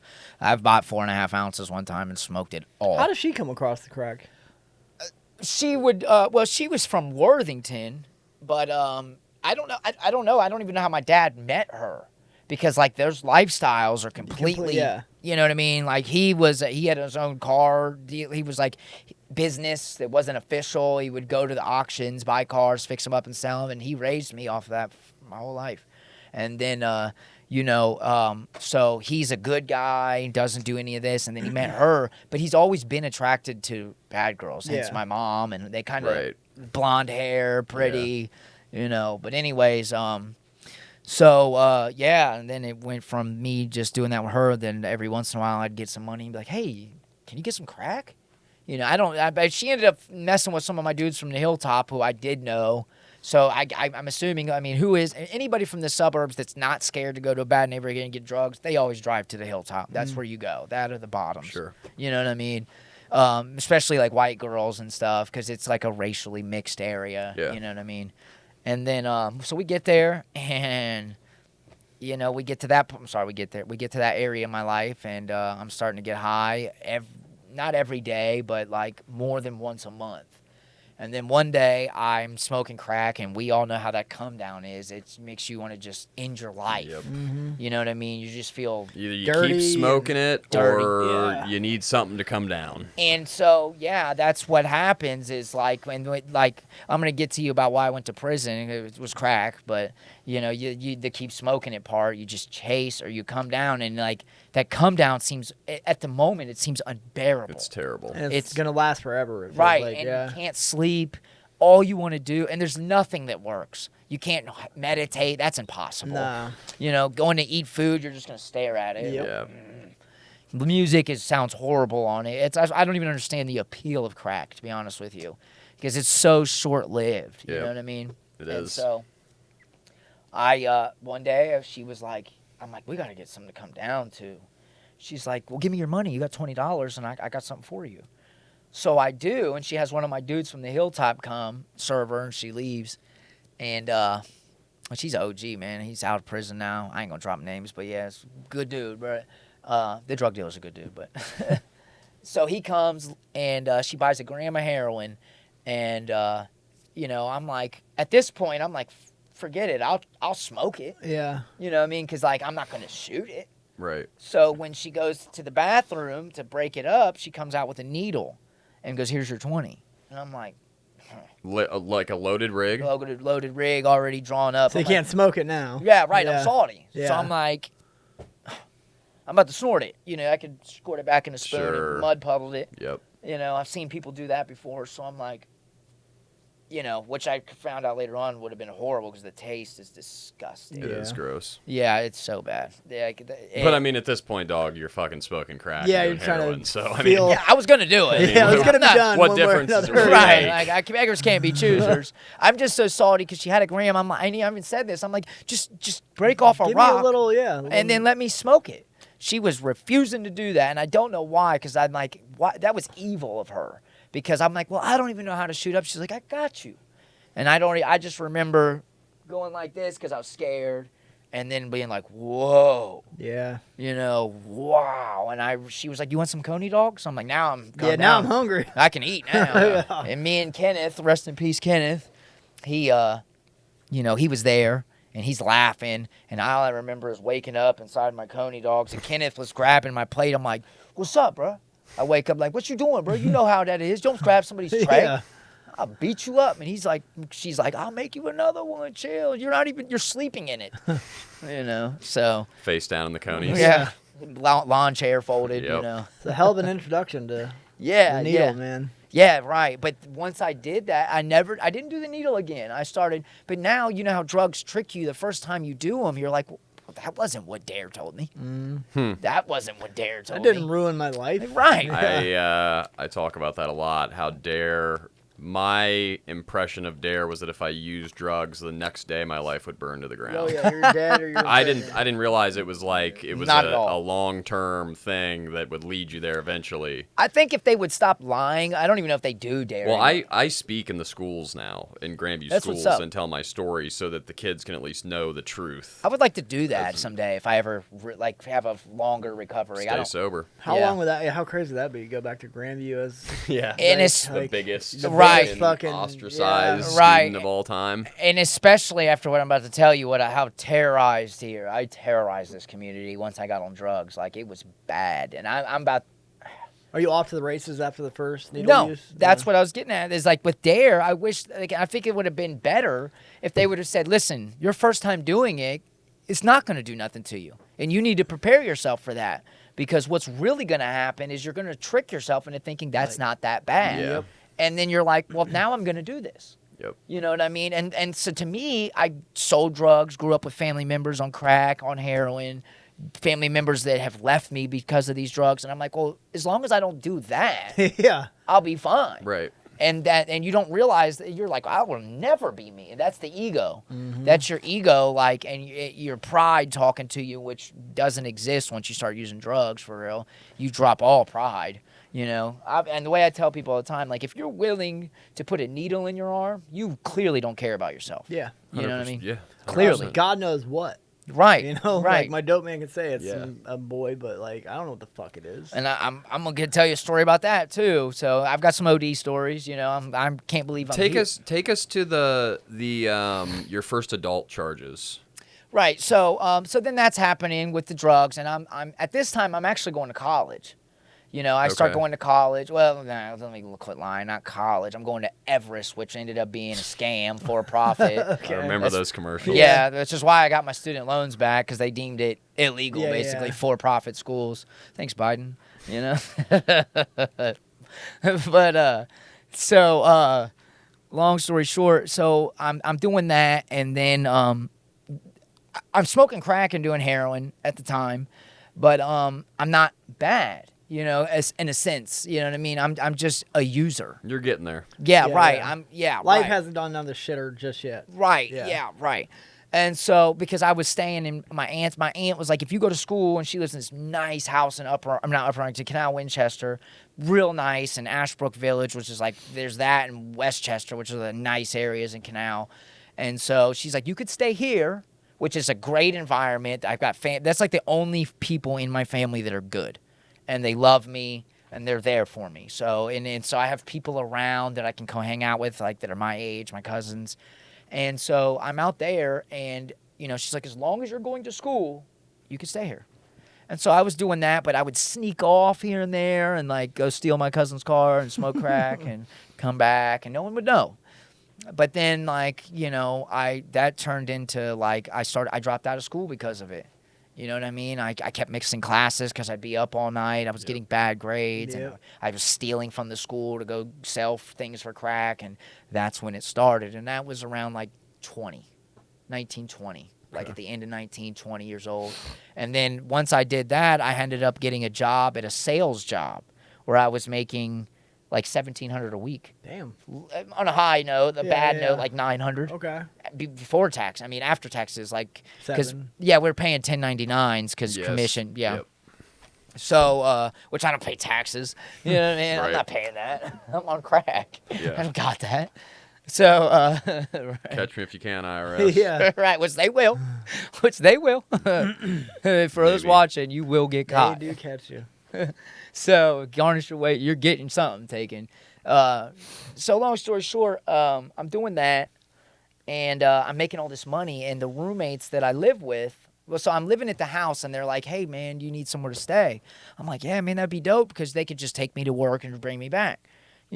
Ride share, carpool, and next thing you know, they just get to talking to me one day, and they're like, hey, man, you smoke crack? I'm like, well, I was going to ask you. Now that you mention it, yeah, and I could get some bomb. And they're like, yeah, we don't have a crack dealer. You can get it? I'm like, yeah. So you got to think we all have the same job. Yeah, they paid the same day. Same day. And there's a dude in the house makes $3,500 a week. So there's a lot of money in this. There's like up to $10,000 in this house every Tuesday. Okay. And we all smoke crack. So it went from the Super Bowl of crack, man. Yeah, you ever seen Dave Chappelle? He's like, I bought you the rock you always wanted. Yeah. Big crack rock. So that's basically what it was. We would get ounces, like, sometimes. Like, typically it'd be like a quarter ounce every Tuesday, but there'd be times where we'd be like, you guys want to buy an ounce or two and just go for some days. Pound it down. Right. Jesus Christ. Mm-hmm. Yeah, it was crazy. And this is back in the day where it was, yellow. You couldn't break it with your finger. Right. You had to, like, chop it, or a knife. It was just gas. That was the other time I ever got as high as I did the first time. It actually higher because I couldn't see. My eyes was doing this, and I couldn't stand up straight. I was like, it was insane. But so that's happening, and then I lose my job because I got into a fist fight on the job with a customer at a door. Oh, damn. But I wasn't in the wrong, but they threatened to call the news, and so my boss was like, I might give your job back later, but I just can't have this publicity. I can't have you make us look bad. Yeah, I mean, sales, sometimes you're going to get, like, but yours is a little different because you kind of have, it's like already a customer needs you kind of thing. Like door-to-door sales, what do you want? You're gonna run in walking up to their front door. Right, I've had guns pulled on me. People hate that. Yeah. It's tough. And we traveled the country doing this. It was a great job, but it was a party job. In sales, especially in this type of sales, a lot of people like to party. You're not wrong. Yeah, it's a party type of environment. And so we're partying, and then I lost my job, and I'm like, well, how can I now? At this point, I don't even realize this yet because I had the money. I got a crack problem, and I'm doing heroin, and I got a heroin problem. I don't realize that I have this problem like that. Until you're out of money. And then I was out of money, and I'm like, well, what am I going to do to get some money? I know how to sell drugs. So my last paycheck, I took like $700 and bought like a gram of heroin and an 8-ball of crack, and then bought a hotel so that I could trap out of for a week. And that was that. And I was like, well, I could take this little hit and still that night I was out of my dope. Yeah. It doesn't work, right? And so that's when I realized, like, well, I can't sell drugs. I might have tried it a couple more times afterwards, but it just didn't work. And that's when I started, robbing people and breaking into stuff. And one of my main hustles was hitting cars. You know, a lot of people talk down on that, but I'm kind of like, as there's a science to it, and I've never been caught. In a sense, I've been caught, but I haven't been caught. Like, Are we just talking breaking into cars or stealing cars? car hopping. Okay. So, like, I'll go to. Really, this was the area I just tore them up. I tore Grandview up. I'm not Because you know the neighborhood, you know there's money. Right, I know where the money's at. And well, you know when the small town cops come and to and from shifts and right, who they I know. are. And so these two areas, Upper Arlington and Grandview, and this little pocket of Columbus, I just murdered them. I had a science to it. I was like, I won't go on Friday nights, Saturday nights, because Friday nights and Saturday nights people are up. So I would go on Sunday nights to Thursday night, and I wouldn't start until midnight, and I would stop at 4 a.m. Damn, bud. And I would just hit and the way I do it is I would hit every car on this side of the street and then walk over and hit every car on that side of the street. And if they're locked, I'm just not going to mess with it. Okay. I had a rule, like, if it's locked, I'm not going to touch On it. to the next. And right, because there's so many more that are going to leave your car doors open. Especially in neighborhoods like this. Period. Yep. Right, and they're stupid because you'd be like, if I told People you. I leave always their- find it weird what people leave in cars. Man, Man, I 'Cause I've found- known people that. That's what I was going to ask. What was the craziest thing you found in a car? $8,832. That's I know it by insane. To leave in a I know it by fucking exact car. amount. It was because I still tell this story. Where? Did you like nut your Canal. pants when you found it? Huh? Did you like Yeah. jizz a little when you found it? Yeah, I $8 mean, grand's like- a lot of money. All I I thought would- was like, oh my Yeah. god, crack! Oh my god, crack! Yeah. I couldn't even like. Well, you could re-up with that. You could That's a get game high with changer. that. That could change. I mean, I gave almost all of it away. Like, my friend. Like, if you're with me and I got it, you got it. You know what I mean? Hey, let's go to the mall. I'm about to buy some Jordans. You want some? You know what I mean? And Yeah, and, all and right. no one reciprocates that. Never, yeah. Ever. Nope. Never. And especially like the people that I was hanging out with, it's like, when you go to prison, you know who's your friend. Mm-hmm. You know what I mean? And I'm actually lucky. I have like 3 or 4 that stuck with me, and at least the ones I never would have thought. You know what I mean? That was there. Yeah. And I love them. Like, blood makes us related. Loyalty makes us family, period. And then even people in prison, I got some homies in the joint that are my family. You know what I mean? There's some really good people there. And some really bad people, you know what I mean? Or some really good people that made some really bad choices. Heinous crimes that are like, some of my best friends in there are psychopath murderers who have cut people. Like, one of my dudes like cut somebody's head off. He's a psycho, but he's the most loyalist dude in the world. And In the prison setting. Right. I mean, I'm sure he would be out here. Like, he was young. Like, his story, he was just young, and somebody did some really disrespectful things to him, and he just snapped. Meth.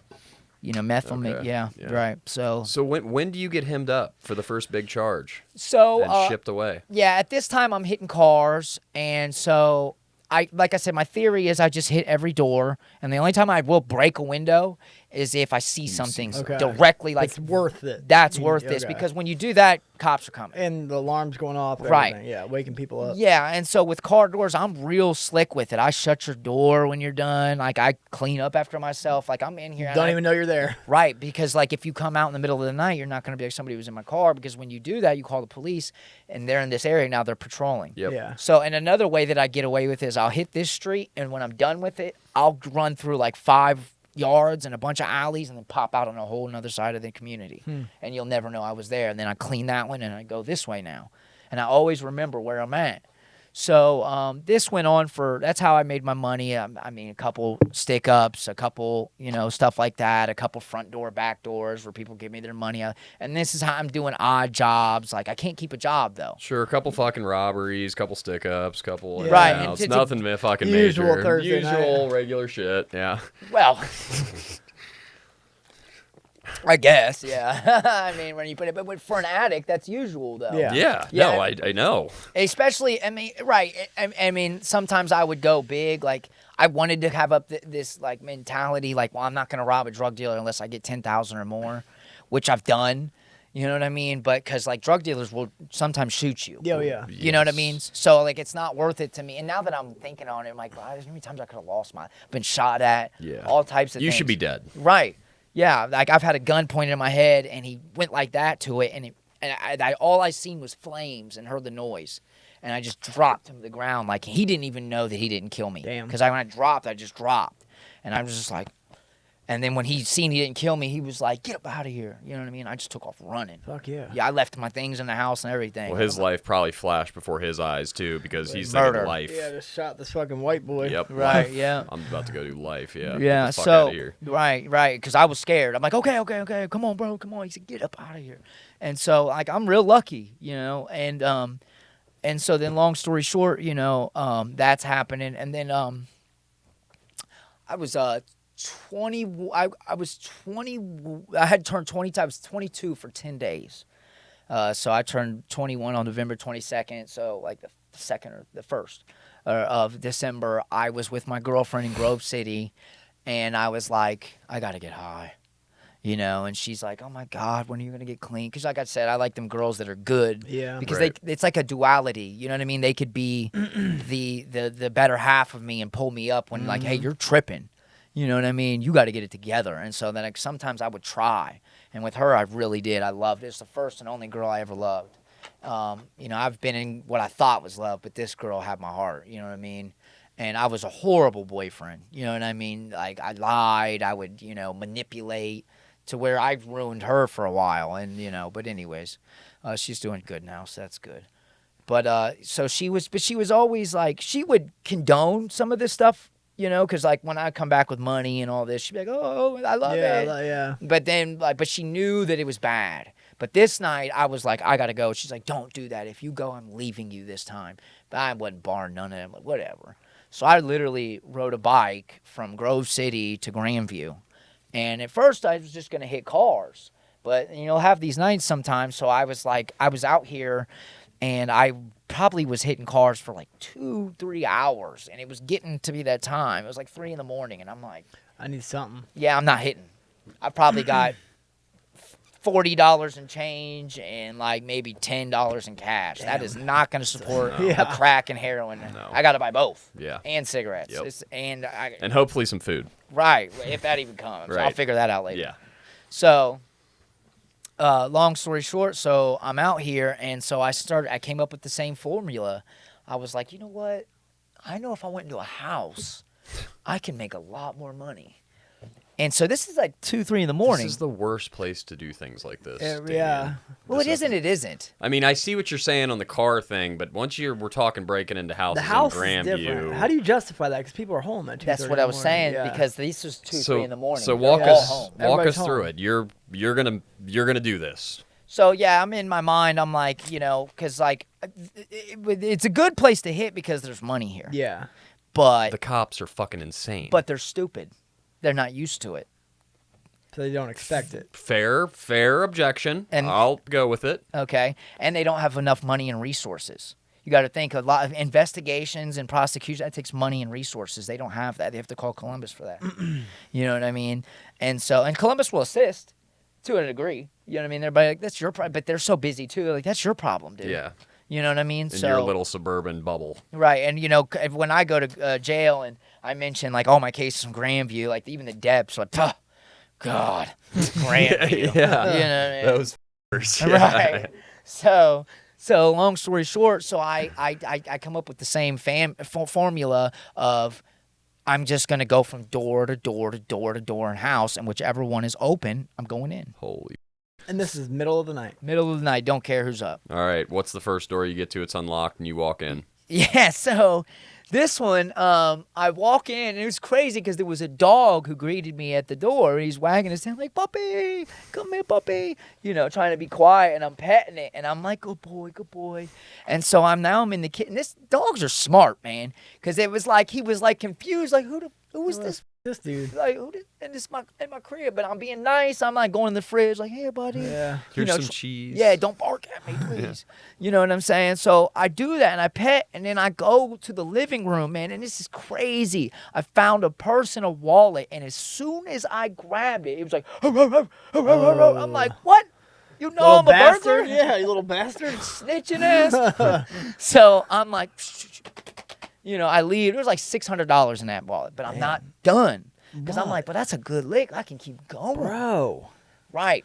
So I hit 5, and I can talk about this because I went to prison for it. So it's not, it's not, you're not incriminating yourself. Right. Or else I would not be saying everything. I know. Right. Yeah. So I hit that house, and then I'm like, I should have stopped. That's a big rock and a nice. Yeah, get the out for the night. $600 is a heck of a haul, man. Right. Yeah. So, and it was like that. And plus I got the little change I got from the from the cars. Right. So I'm like, and there's probably, I always take like a purse, like something that's worth money. It could be purses, laptops, phones, whatever. Yeah, whatever in a car, So long story short, so I go to another house. And it ended up turning into 6 houses in one night. That is absolutely insane. Yeah, I got a good amount of money though. Wow. A good amount of money. But about $3,000 in some electronics. You know what I mean? And then I'm assuming you're walking around at this point, right? So Yeah. Are you carrying all this shit? No, so that's another thing that I do. I have a rule with my hitting licks and stuff. Is like if I'm out and I have no car ride home, I find a designated area where I hide it, and then I come back. Okay. When I go to the hilltop. I gotta say, man, props to you. You really kind of had some of this shit down to a science. I'll hand it to you. Yeah, thank you. I mean, the breaking into houses thing in Grandview, I think, is kind of dumb. I'd say one, fair enough. Like multiple on the same night. Yeah. If I would have stopped, that would have been cool. That I would is not be crazy. sitting. But here's the thing: I wouldn't be sitting here right now because Yeah. I guarantee I'd be dead. Guarantee it. You know what I mean? That's So fair. no problems through any of the other 6. And who leaves their door unlocked these days? Right. Oh, I mean, so it's in like, what do you Grandview, want me to? everybody. That's What do you insane. want me What to do you break mean? into your house? Like, so- and their windows too. That's another thing. I'm like, I've climbed through some windows at night too, which is crazy because I fell. At one time, I broke into this house, and I can say this too because they It included this in the... an indictment, which was in Bexley. I went to this dude's house, and he was sleeping on the couch. And this is how ballsy crack did this. I had no weapons. Heroin wouldn't have made me act like this. No other drug, just crack, would make me ballsy and not care about my life at all, or about your life. Like, I need it. And, like, so this dude was sleeping on the couch, and there was a flat screen right there. And I'm like, I whispered to him, if you fucking move, I'll kill you. Bro. Yeah, I will kill you. So you creep in this dude's window. Side note, we do have security cameras in the studio and in the living room. Yeah, I have will not. be seen. Okay. For sure. That though. is, Side note. Watch that dude. I like him, but I don't the trust balls him. of you, brother. Like this poor bastard just sleeping on his couch. Like, if you fucking move, I will kill you. Right, And and take your TV. What's crazy is I was unplugging his TV while he was sitting right there, and then I was leaving and walking out like, and I didn't even notice that there was still a cord. So like I went and And you're like, don't. boom, and he didn't move a muscle. He was Jesus. probably like, oh my god, I'm being Yeah, this robbed. fucking Bexley guy. Yeah, terrified. Never been Yeah, hit with scared to anything death. like that. Scared. I'm thugged out. I'm like hilltop. You know what I'm saying? Hilltop. That's fucking. So when does the indictment come for all this stuff, and how do you get what Grandview police? Yeah, so I'm about to tell you how I got caught. This is crazy. So a candy wrapper got me hemmed up.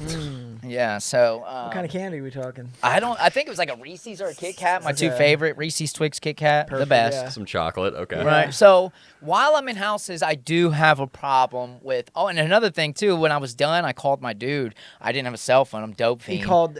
I from their called phone. on the house phone and he Jesus, missed it, and he brother. called back, and I answered like, "Hello." Hey, Yeah, don't ever call this number Yeah. again. This number's no good. I'm in their house. He's like, "What are you doing?" Oh my god. That is fucking nuts. That's how ballsy brother. I was. I was literally just sitting on their couch like this, checking. And out you don't their- hear any rustling around? You ever had any close calls or anything? Sometimes I've done. This isn't the first time I've done this, but I'm not gonna speak on other ones. Yeah. So, it's not something I do regularly because that is ballsy. Balls. Yeah. Yeah, and I got blessed by Grandview, really, if you think, because anytime you break into a house that people are in home, burglary, right? it's Agberg. Kidnapping. Oh, it's Agberg. which is a Damn. felony 1. So Yeah. I could have been hit with 6. But they can F1. bang you with kidnapping for that too. No, if you no, like they- move people though. If you like move them, like that dude on the couch. That in would have been- Bexley, yeah. Yeah. But the other ones, I didn't come in contact with anybody. Okay. So they just hit me with burglaries, which was F2s, which is That's 4 to 8 apiece, right? 2 to 8 a 2 to 8, piece. okay. Yeah, How I was many? my indictment. I was looking at 55 years. God. Yeah, it was crazy. But I should have been looking at 100 some. So you're caught with the fucking candy wrapper. Right. So what happened was, is I have, like I said, I'm ballsy, I'm arrogant when I go in these houses. I don't give a damn. So I seen this jar of candy. I'm like, that's mine. You know what I mean? Just Took the whole damn jar, huh? I would no, just a handful pocket. I'm out of here. Brother. You know. And so, but as I'm walking out, I eat a wrapper. Throw it on the thing. Bro, but this is what's crazy. If I was in the hood, if I was in my hood doing that, it would have. I've never got caught. There's trash everywhere. But because I'm in Grandview and people take care of their yards. Yeah. What the hell is this wrapper doing? That's not one of ours. Right. It's from my house, but I would never do that. Leave trash out in my yard. But how it all came to fruition was when I was leaving. Now I'm done. Okay, I've got all my electronics tucked away to where I can come get them back. I've got all this money in my pocket, all this change, and that's another thing I do when I do get big electronics. They can trace that. So like this thing I do when I hit cars and stuff, I always put them in that area or go to it and then drop them off because if I ever get pulled over while hitting cars, it's not illegal to have money. Okay. So they can't say anything. They'll be suspicious, but if a cop pulls me over, I'm done. I don't want to be out here no more. Right. So I would always leave. And if you think about me, if it comes to like the morning where people start calling, hey, this is Rogue, you might know it's me, but you can't prove it. Yeah. So and hitting cars is just a misdemeanor. So typically they don't even care. Yeah, that's right. In Grandview they care. Yeah, but it's still a misdemeanor. Right. Exactly. Right. It's like he's gone now. It is what it is. I always tried to keep my crimes at misdemeanor levels. Yeah, and misdemeanors pay too, boosting. You know? Yeah. Right. So, So I was leaving and I needed a bike. I got to go back to the hood. You know what I mean? So I'm like, so I go into this garage that their neighbor I broke into because I was walking down the street and I seen the garage open and I'm like, I know there's a bike in there. So I walked in there and grabbed this bike with cobwebs on it and dust all over it. But for some reason, this person knew the next morning that their bike was stolen. I don't know how. Bike hasn't been touched in 10 years. Yeah. Right. Sudden. Just my luck. So, long story short, that happens, and so I'm riding down the street to get back to the hood, and I don't and I don't really know what street I'm on. You know, it's nighttime. I know I'm up the hill. I'm by Lincoln. You know what I mean? How far of a trip is this on a bike? To the hilltop? Yeah. I used to walk it every day to hit How cars. much we talking? Yeah, how far are we talking? My neighbor's house got broken into. I think one of his bikes got stolen. When was this? This was like, when were you doing this? 2013. Time frame. It adds up. Well, I come to find out. I lived on Lincoln. Yeah, I'm sorry if I hit your house, bro. My neighbor's house. I don't think you hit I probably hit your car 1 or 2 times. I guarantee No, it. they were driveway. Yeah. I'm so sorry, bro. It's nothing personal. So yeah, how long a trip is that back to the hilltop? On a bike, like 15 minutes. It's not bad. Okay. Yeah, I walk it to get here. Okay. Yeah. You know what I mean? Like, so that night, like I said, I rode a bike here, but I dipped it, and like I don't know where I know where I parked it. You feel me? But I'm hot, so I Yeah. got to go now. I can't just yeah. be walking through the neighborhood. So I just took this, and I should have done that because if I would have done that, I would have never went to prison. Like I said, though, it saved my life. I became a better man because of it too, and educated myself, and did a lot of things in prison. So they pop you on the bike? So, like I said, I'm riding, and I'm in the Lincoln area, and but the Giant Eagles, I got all this change on me. You know what I mean? I don't want to be walking. Are you going to go to the fucking goddamn Coinstar? Yes, I am. Oh my fucking god. So, What time of day are we talking now? Morning? it's like 3, 4 in the Dawn? morning. Okay. So I had just did 6 months in the workhouse, so I knew I didn't have warrants.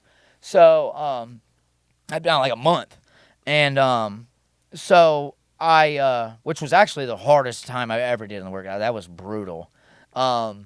So like 5 fights in an hour. It's Damn, terrible. It was horrible, It's man. terrible. That was their rec piece because like they were saying like we're gonna make him fight, and then I won, and then the next one Now I you gotta won. fight again. And they're just like, and then I heard them too. They were like the last fight. They were like, well, we just want to see him lose. I'm like, all right, well, I'm gonna make it look good when I go in and hit with this dude, and I'm gonna let him beat me. Yeah.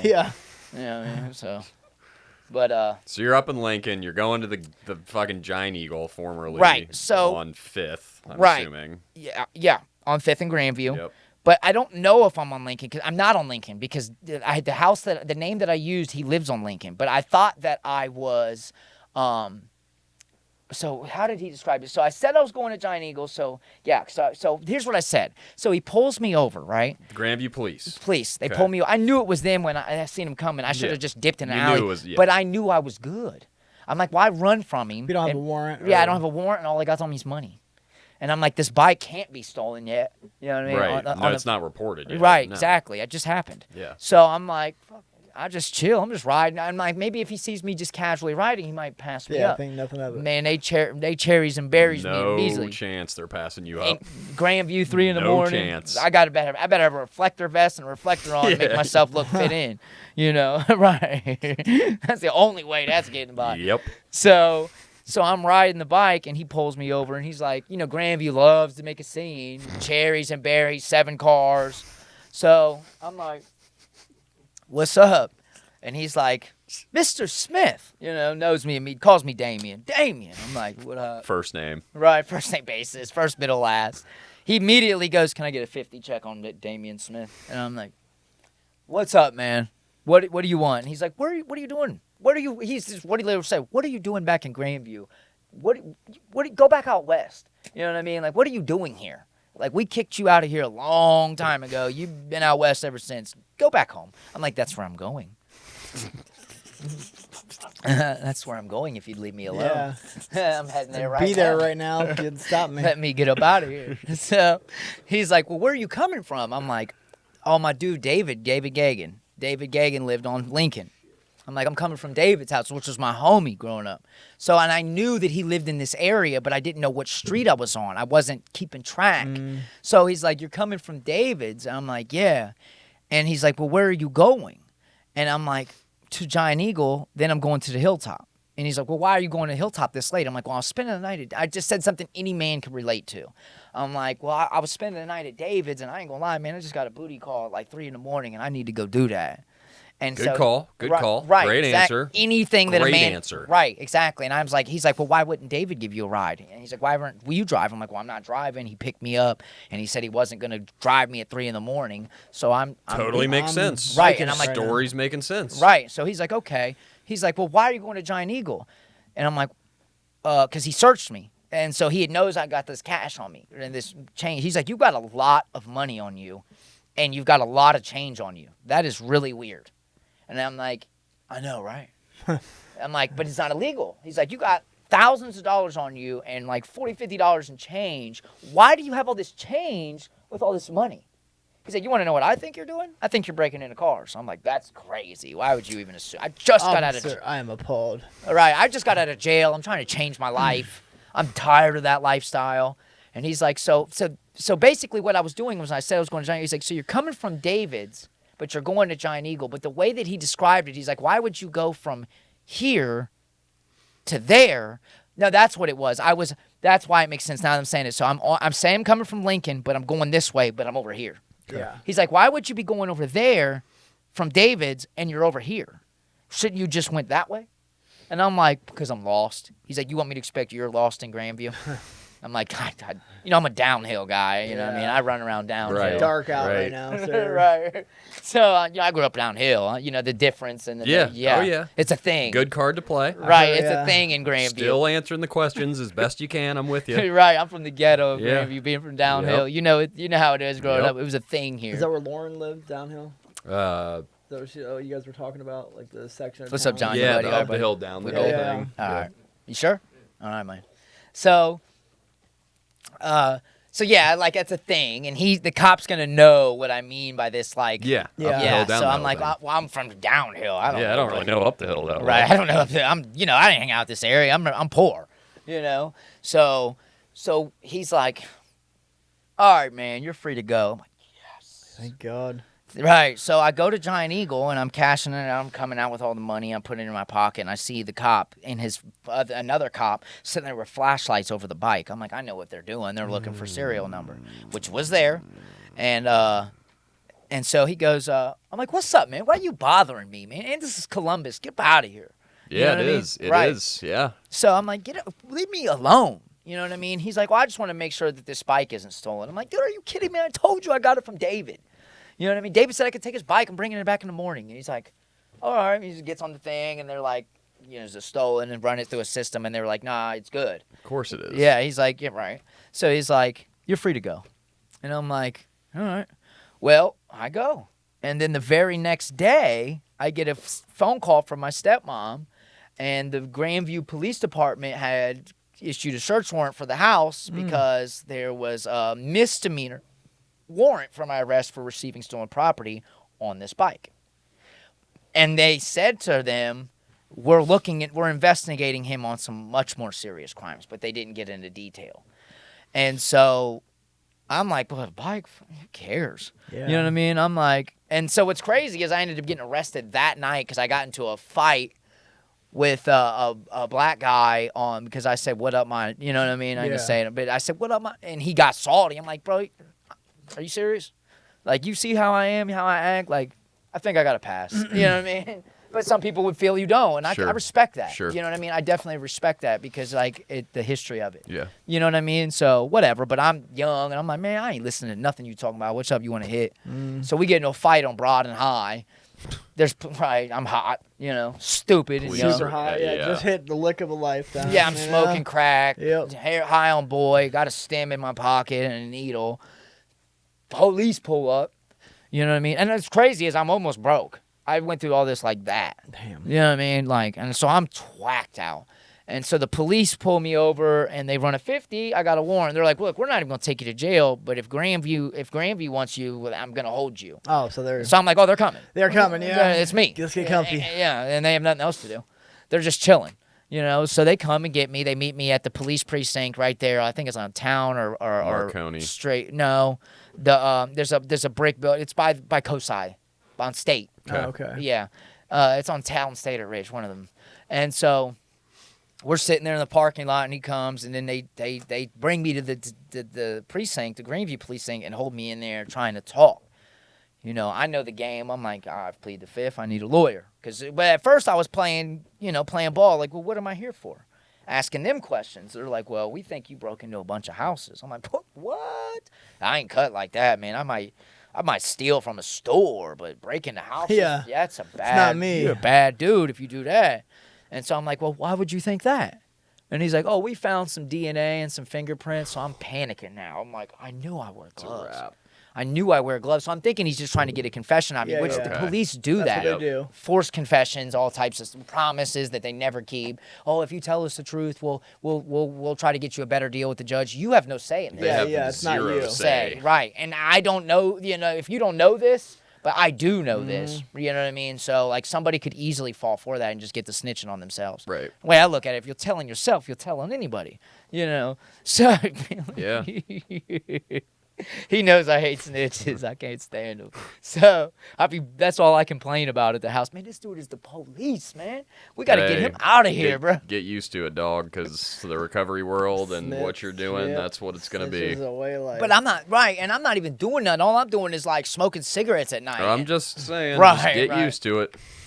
Get used to it. Yeah, but at the same time, though, I do know, I hear you, and you're right, and I have no problem with that, especially if I... It's actually called accountability. And there's nothing wrong with that, but pull me to the side and make accountability Right. me.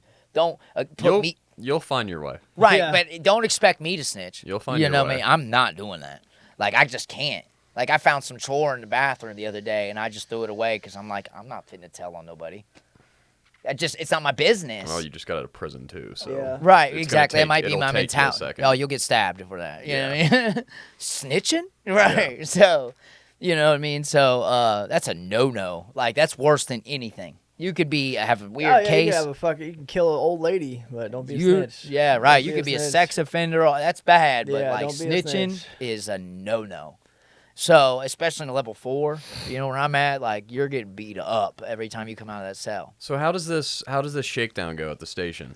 So they end it. I plead the fifth. I want a lawyer. So once you say that, all interviews have to over cease. with. Right. And so, because once I started noticing, like, oh yeah, the heat's on me, I'm like, yeah, I think I need a lawyer. You know what I mean? So they ended it, took me downtown, and they booked me in for a misdemeanor, the receiving stolen property. I'm like, well, why is it that you, and I even said it, I'm like, well, why is it that you say you got all this on me, but you're booking me in for a misdemeanor? Yeah. He's like, oh, we're just trying to keep you there until we get you. Yep. And I'm So like, they can indict you. bro, I'm about to bond out. You Yeah. crazy? Which I did. I still had money on me. You know what I mean? So my bond was $100. So $154 with the misdemeanor fee. I'm out of here. I was out the next day. And so, boom. I'm thinking they're going to OR me, but they didn't. My record, so they $154. But I didn't have no felonies at the time. It was just hella misdemeanors. You know what I mean? And juvenile felonies, which they say they don't bring that up. They do. In arraignment. They do. Yeah. They see it. Yeah, so that's the only time they bring it up is in arraignment and like PSIs. They don't like jobs and stuff can't see that, but they can. So I'm there and I bond out and I get out and my lawyer's like, hey, man, just keep in touch with me. Well, then he calls me one day and was like, hey, you just got indicted. I'm like, oh my God, how bad is it? He's like, just 2 breaking and enterings. I'm like, that's nothing. He's like, well, how would you just like some probation? I'm like, nah, I would rather just go do 6 months in prison and not have to deal with it at all. You know what I mean? Be done. Yeah, I've never been to prison, but I've been to juvenile prison. Well, while I'm there fighting the case, I'm in there for like a month or 2. I'm in 2 East 5. This is 2013. Yeah. Okay. Yeah, I'm in 2 East 5. Because like I said, I got caught at the beginning of 13, so it's really 14. Okay. And this is at some point where, again, I remember, and I know you don't remember it, but I remember walking to that visit and seeing you in a tank in the window, and we were like, oh, fucking, what's up, bro? But didn't I see you again in a holding cell the day I was getting shipped to prison? And I was you may have. Yeah. Right. I swear I did, because there was somebody that We've crossed paths in jail maybe more than once. Right. Yeah, and I think I did because I was just telling him that because I don't really remember that part, but I remember, and I swear it was you, because I remember sitting in a holding tank on my way to prison, like, because they used to, like, take you down there at, like, early in the morning and stuff, and then take you to the county, and then you'd go, you know what I mean? They used to take you to the 7th floor. They don't do that no more. But I just remember you were, like, getting out, and I was like, you were like, what are you doing? I'm like, I'm going to prison for, like, a decade. Oh, my God. Yeah, well, so what happened when I get my indictment is, like, after 2 months of being, I'm thinking I'm cool. Yeah. Imagine feeling this, like, Smith, you notice indictment. What's the last 4 of your social? It's 4711. What's up? And they're like, stop stealing shit, bro. And then hand me my indictment. I'm like, oh my God. I just went and laid on my bed.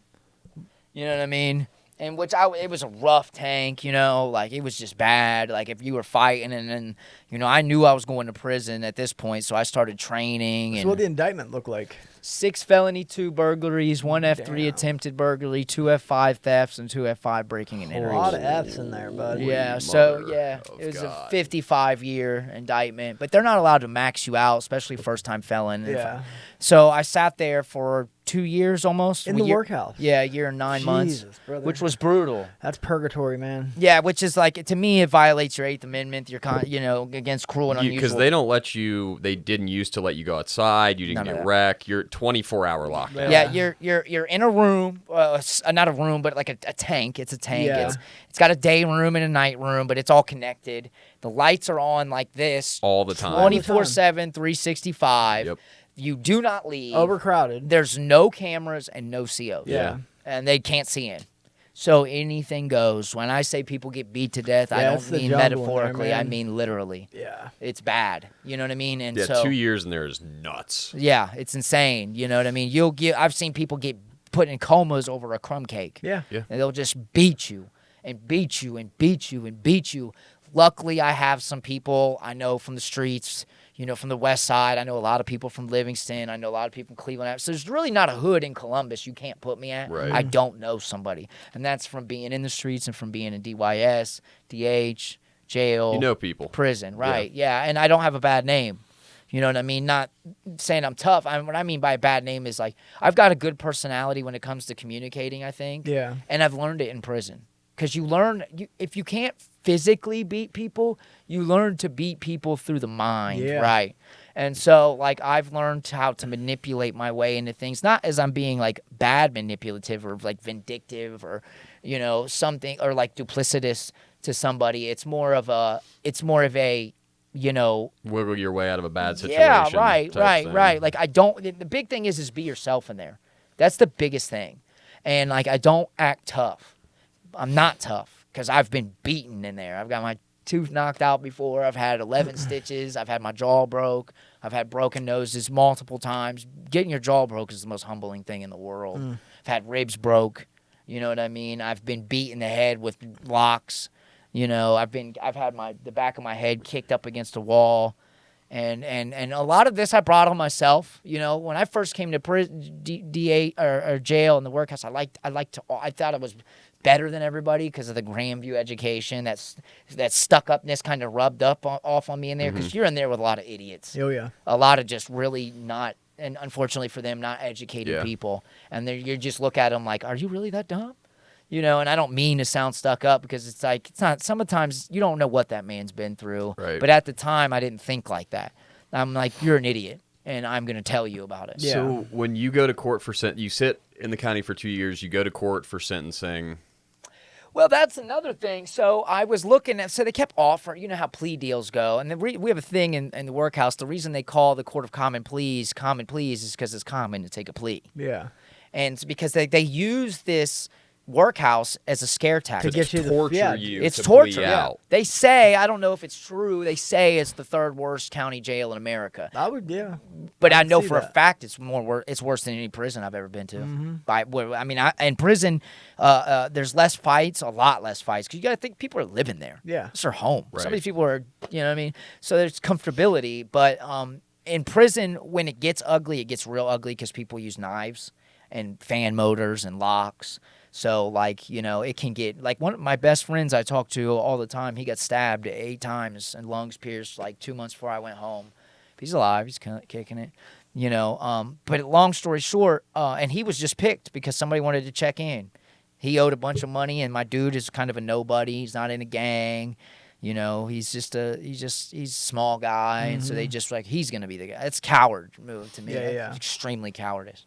But, and the dude who did it, I'm like, well, you know what I mean? He's a big dude doing 2 consecutive life sentences. Why are you picking him? And the night before, he gave him a bunch of chips and coffee and gave him a piece of strip so that, like, he could, you know, just to rock him to sleep. Yep. Rock the boat. So, coward. But, long story short, man, so I'm sitting there, and I kept hearing 20 years, 12 years. Then it went to 15. And then finally, I just remember always saying, if I hear 10 or less, I'll take it. I'm going. Yeah, but which was so crazy to say when you say that out loud, like 10 or less. But you're being tortured in that place. Yeah. Like that. I mean, that place fucks with your mind. There's nowhere to go. At least in the prison, you have places you can go. You get out for rec. You go to Fresh chow. air. Like All types of everything stuff. is all in this tiny room. Yeah. That's overcrowded. There's With no nothing windows. Nothing else to So do. at some point, you're just can't like, even we see need, out. We No. need to start this process. Yeah, right. And the fear of the scared of the unknown. I don't know how much time I'm about to get. Yeah. You know what I mean? I'm hearing all these double digits, and I'm not saying that I'm innocent and that I don't deserve to be punished, because, like, at the end of the day, I went into some hardworking people's homes. Yeah. These aren't criminals. You know what I mean? Like, you know, that we know of, because everybody's done something. But, you know, these aren't people that really deserve this. Well, and their families are in there. Families, like, right? Yeah. It could have went bad, because if the thing is like, and you're allowed to do this. If you see me in your house, you come down with a gun. you. Done. Yeah. And I'm not gonna just sit there and let you shoot me. I'm gonna defend myself. Right. It's survival of the fittest, and so fight or flight. And my fight or flight instinct. If you're not gonna let me go, I'm Then gonna try to we're battling to the death. right. And so it could have been really ugly. You know what I mean? Think you know, whoever the universe that I'm good. You know, and they're good, and there was not one person other than the person laying down. But the people in Grandview that I came in physical contact with, you know what I mean? So I didn't even have to make a threat. Right. You know what I mean? And it also helps me with my conscience more, because I can't put a face to who I was stealing from. Yeah. I seen their names in indictments. One of the kids I went to school with, I don't know his name, though. And I felt bad. I'm like, man, I know that dude. He was a grade below me, so he would have been 2 years below you guys. But it's just like, I wish I knew, and I don't know what house it is either, so I can't be like, that's it. Right. But it made me sad, because I'm like, that was a good dude, man. You put a He- face to the. Yeah, Yeah, right. yeah. Because it was like, and he never like treated me like I was different or anything. He was always cool with me. So it's like, damn. But I didn't know whose house. I'm just going in them, you know. But so then there's that. And long story short, I fire my attorney because I'm not feeling his plea deal bargains. He's not trying to do it. I'm obviously clearly asking for CBCF. Yeah, yeah. Yeah, good luck. Yeah, right. Like, and I had Holbrook, which is sweet. And he said, you know, and he tried to give me an open plea. He was like, "Would you want to take an open plea?" And he's like, "I'll tell you right now, if you didn't hurt a elderly person, a woman, or a child, I'm not gonna bank you." You know, I understand you as I was talking in the courtroom. He's like, "You seem very educated, you know, polite. I from what I'm seeing from you, I think that you possibly just did this for drugs. Am I right?" I'm like, "Absolutely." You know, and he's like, "Have you ever had help or nothing? This is my first time ever really being in trouble." You know, and I've never asked for help because at the time I never wanted to get clean. And then so I do that, and one day I go to court, I get this new lawyer, and he comes in like, never even read my indictment. He just comes in like, "Yo, you ready to take this 9?" I'm like, "No." You know, it was Michigan-Ohio State game that week. I had some bets going. I still had some people owe me some trays. I'm like, I didn't even consult with my friends or family about this. He's like, "Well, that's cool because your mom and your sister's outside." I don't even have a sister, but it's just some girl. He's like, "Your mom and your sister's outside, so you can talk to them right now." And I'm like, I'm like, "Nah, I'm cool. I don't want that deal." He's like, "Well, we're going to go put this on record knowing that saying that you denied this deal and that it was an offer," which now that I know what I know now, once they put a deal on record, it's always there. They can't take it back. So they can't add more to it? Right. So just because I turned it down, which unless I take it to trial and lose. Yeah, and lose, yeah. But the plea deal, once it's on record, it's on record. So the next plea will never be more than the last. But I didn't know that. Okay. So he tells me, this is how corrupt the system is. He goes, "Well, you should," because he didn't probably want to work. He was pro bono. Yeah. And so he's like, "Well, you should take this deal because this is the only time, it's a one-time offer and it's coming off the plate. And if you don't take it, they might come back to," he's like, "This is the first time you've heard single digits since from what I've seen." So I'm like, oh my God. So I'm sitting there like for like an hour and he's like, "You ready to go back here and talk to the judge?" So he said, "Is there anything you want to say?" So I'm like, "Yeah, actually there is." And I told him what my concerns were. I'm like, "I haven't even talked to my family." And Judge Holbrook was like, "Well, I got a little bit of power here." He's like, "If you want to go talk to your family, I can set up a visit right now." So we go back there for like an hour, and then my mom convinced me to do it, man. And so this is what my part of it was. I was like, "Okay, I'll take it, but give me a guaranteed judicial after 5 years," and I want it in writing. And they did. They did. So I get there, and I say that to the judge. I take the plea, and he's like, "Yeah," and this is what he says. He goes, "If you don't hit a CO, get caught hitting a CO, or get caught bringing drugs into the prison, I won't. I'll let you out." You at I'll 5 judicial. years. So That's not bad. That's really not a right, bad deal. it didn't happen, but I was lied to. Because and I said this to him in a letter, like you said, and you could look at the transcripts. This is what you said because when I filed, they recited my prison history, which was crazy. And so because I went to prison, like, "Oh, you said that I don't have to do this, but so everything else I was doing, anything you think of, like drugs in my system, cooking alcohol, cooking clear, which is moonshine. Shooting tattoos, gang banging, fighting. Everything except for assaulting COs. Yeah.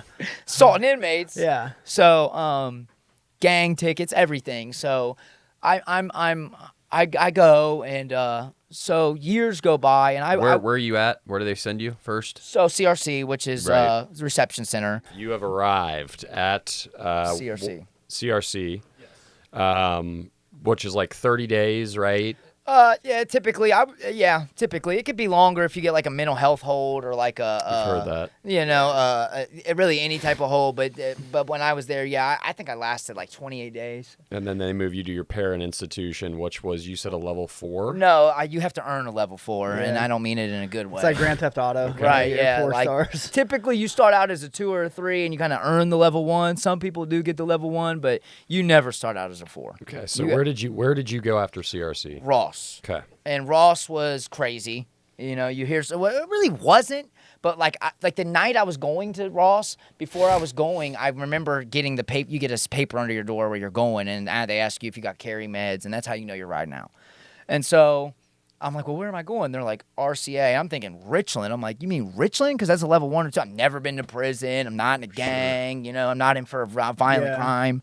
I'm like, and every CO's like, can you fight? I'm like, I mean, I'm all right. Can you fight? They're like, and then the COs are coming in to do whatever. The other COs that aren't working the block are like, hey, go to that cell right there. Dude's going to Ross tomorrow. Just go take a look at him. You know, and I'm going to show the camera. I'd be wearing these glasses, you know what I mean? So they're like, like, oh yeah, Preconceived notions. those are the prison Yep. glasses. Right. These don't make you look tough. No. Yeah. And so I'm not all tatted and everything. I'm just little white guy with like glasses.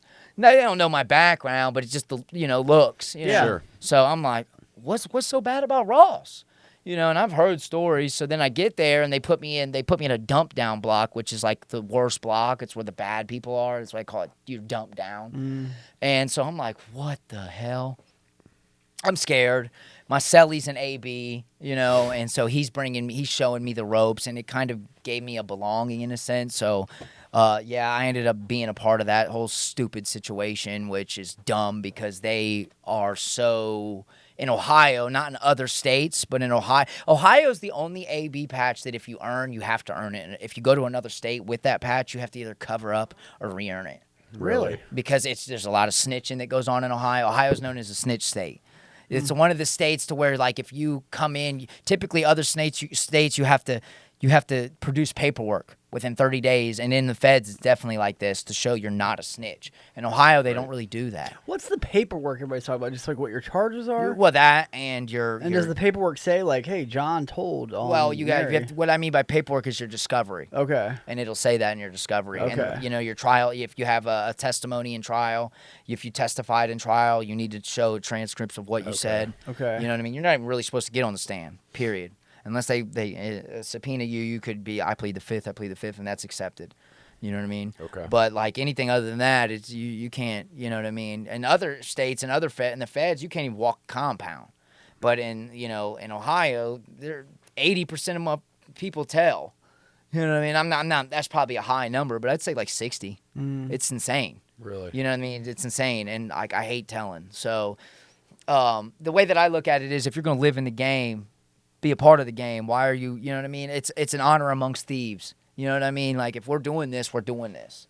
You know what I mean? Because you could tell on me. I've been told on. That's what I always said. Even when I was out there committing crimes, I called it the game. And when I got caught, I lost the game. Yeah. Right? Yeah. Right. And you go to jail, and those are the consequences for losing the fucking game. Period. You get to prison, right? If you're going to join the game, you're going to play the game. Right. And if you fucking break the rules, there's going to be consequences. Right. And in prison, like, even if you're not in the game, you're still in the game because you're in the joint. Right. Yeah. You know what I mean? Like, so just don't tell on your fellow man, period. Like, it's your fellow man, it's your fellow convict. Like, what are you telling for? And a lot of these people they give these tablets now to where, they're yours, and you could be in the confines of your own room and send a kite, and they're just snitching to snitch. Yeah, just because they can. And get nothing for it. Something to do. Right. It's wild. Yeah, I hate them.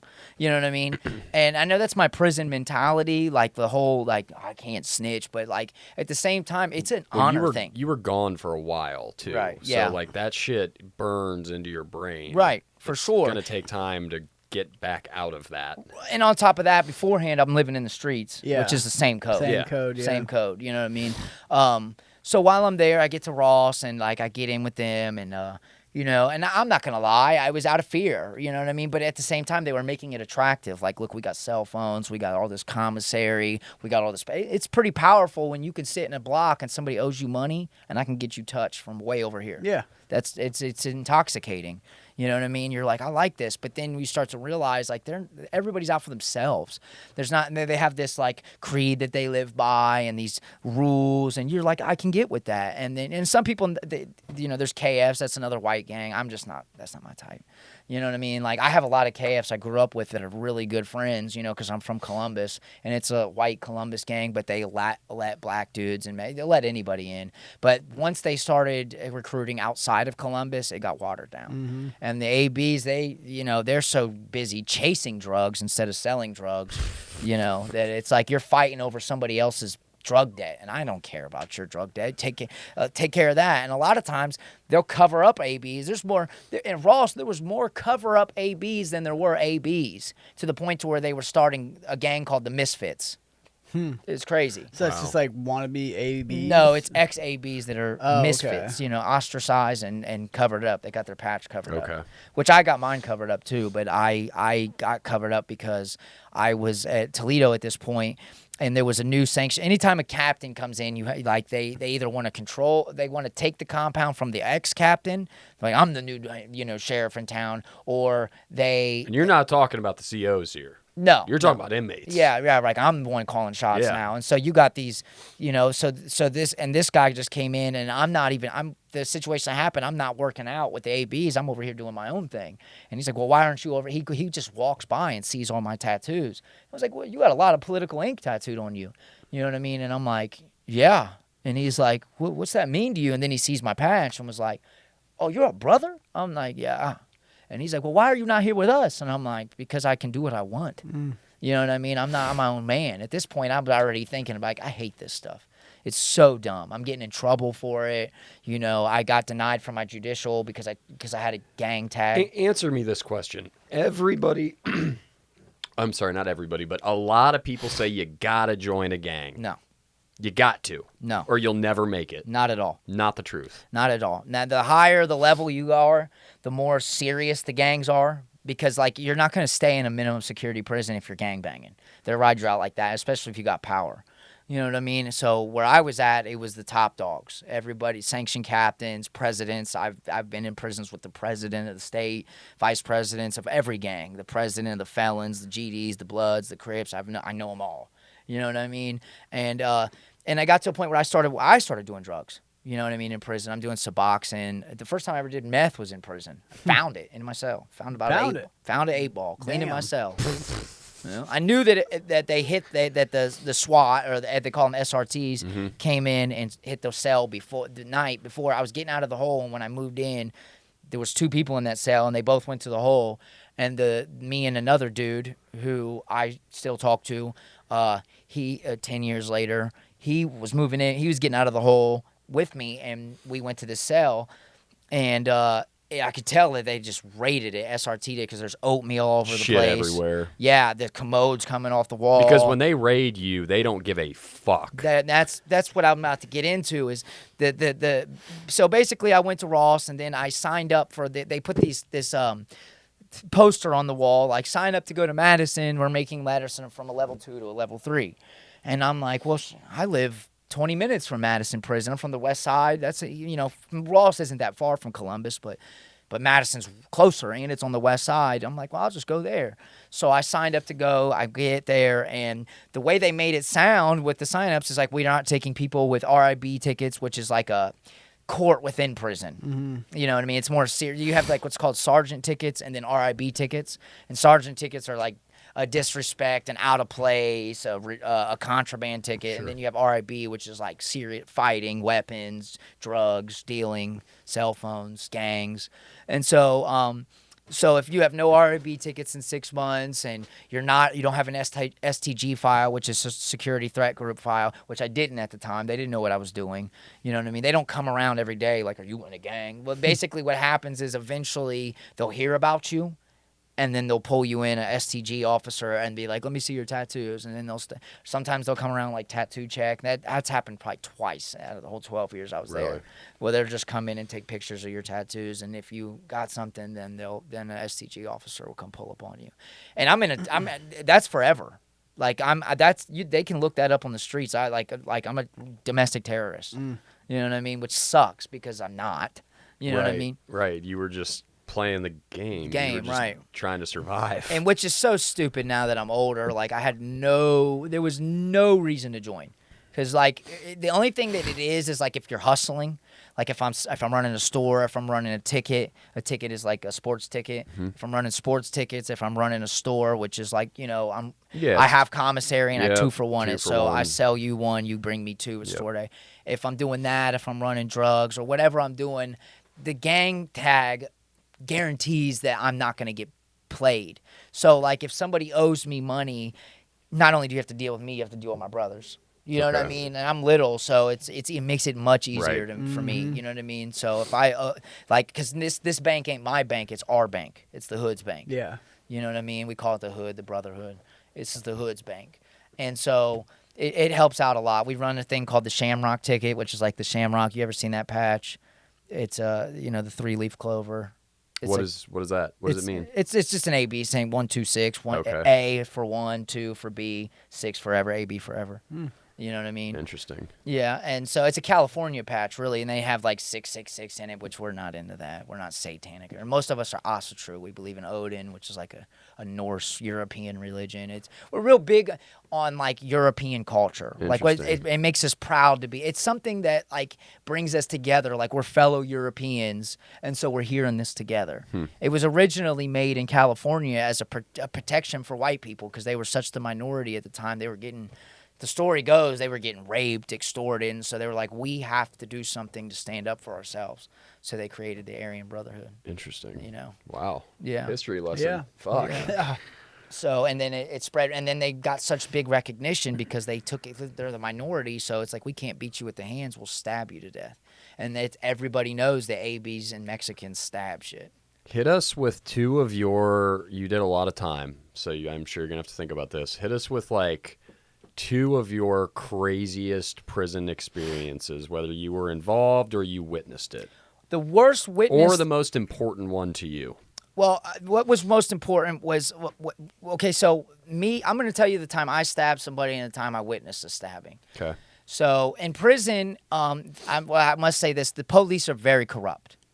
And not all of them, obviously, but it's more than just a few bad apples. I mean, I saw it at the CBCF level. Right, So yeah. I can only imagine. Yeah, like all the drugs are... How do you think we get the drugs? Yeah, drugs, phones, Yeah. like... Cell phones. How are we... I mean, there's ways. We could fly drones. We could have people sling slingshots, T-shirt cannons. That's a good idea. There's ways to do that. Yeah. But that doesn't have... You have to have people on the outs that are willing to do that. Right. Yeah. Which is also a crime. Right. And a serious one. It depends what you send over. It could be a misdemeanor, but it could like cell phones, tobacco, and like tune is a misdemeanor. But drugs. Is right, yeah. So how do you think we're getting this ice in? We're getting this fetty in. We're getting all that, and so the police bring it in. You know what I mean? And not only do they do that, they'll pay to get you hit. They'll steal from you. They'll step on your, they deal with a lot too. I'm not going to sit here and act like inmates are perfect.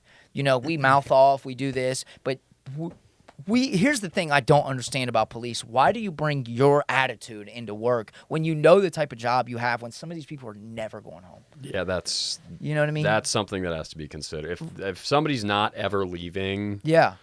Yeah, you got to leave that shit Right. at the door. On Christmas, this year I went to the hole because I had a CO. Like I said, we have these tablets. And mine wouldn't charge on my charger, so I asked the CO. I'm like, "Hey, can I set this phone tablet out?" He says, "Yeah, go ahead. It's mine. It's in my cell." Some CO who wasn't even working the block, she's known for this to just pick and start stuff. And she came in, took my tablet that was sitting in front of my cell, my tablet that a CO let me put out, and takes it, and I go to get it back. She wouldn't get it back, so I start doing crazy things, start cutting myself, smearing blood all over my window. Like, give me my... That's how I'm protesting. That's the thing. And, you know what I mean? People sometimes wipe poop all over. It's just a protest. So I like to show you I'm serious. And so they come, the captain, we call them white shirts because COs wear gray shirts and sergeants, lieutenants, and captains and majors wear white shirts. And so I'm like, let me see a white shirt. So the captain comes and talks to me. I'm like, you know me, bro. I don't cause trouble. I don't cause trouble. And he's like, yeah, I barely even know you. So he's like, what's the issue? I tell him about my phone. She took it. She's picking on me. And he's like, well, get your phone back. I'm like, okay. So I calm down, wipe the blood off. And hours go by. I'm like, where's my phone? They're like, well, we're not bringing it to you today. What? It's Christmas. So they let me go use the wall phone, which is like the community phone where, the phone, GTL phones are on the wall. There's like 6 of them in the block. No one uses them anymore because we got tablets. So I'm on the wall phone, and you can control them from the booth to turn them on and off. The same woman just turns it off. I'm guilty of doing that one time in my career, working in corrections.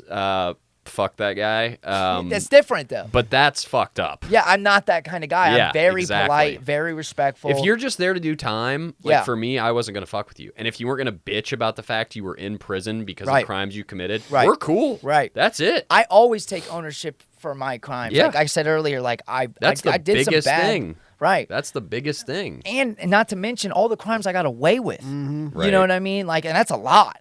You know what I mean? And not even that, the things that weren't crimes, the people I hurt. You know what I mean? I'm being sat down for a reason.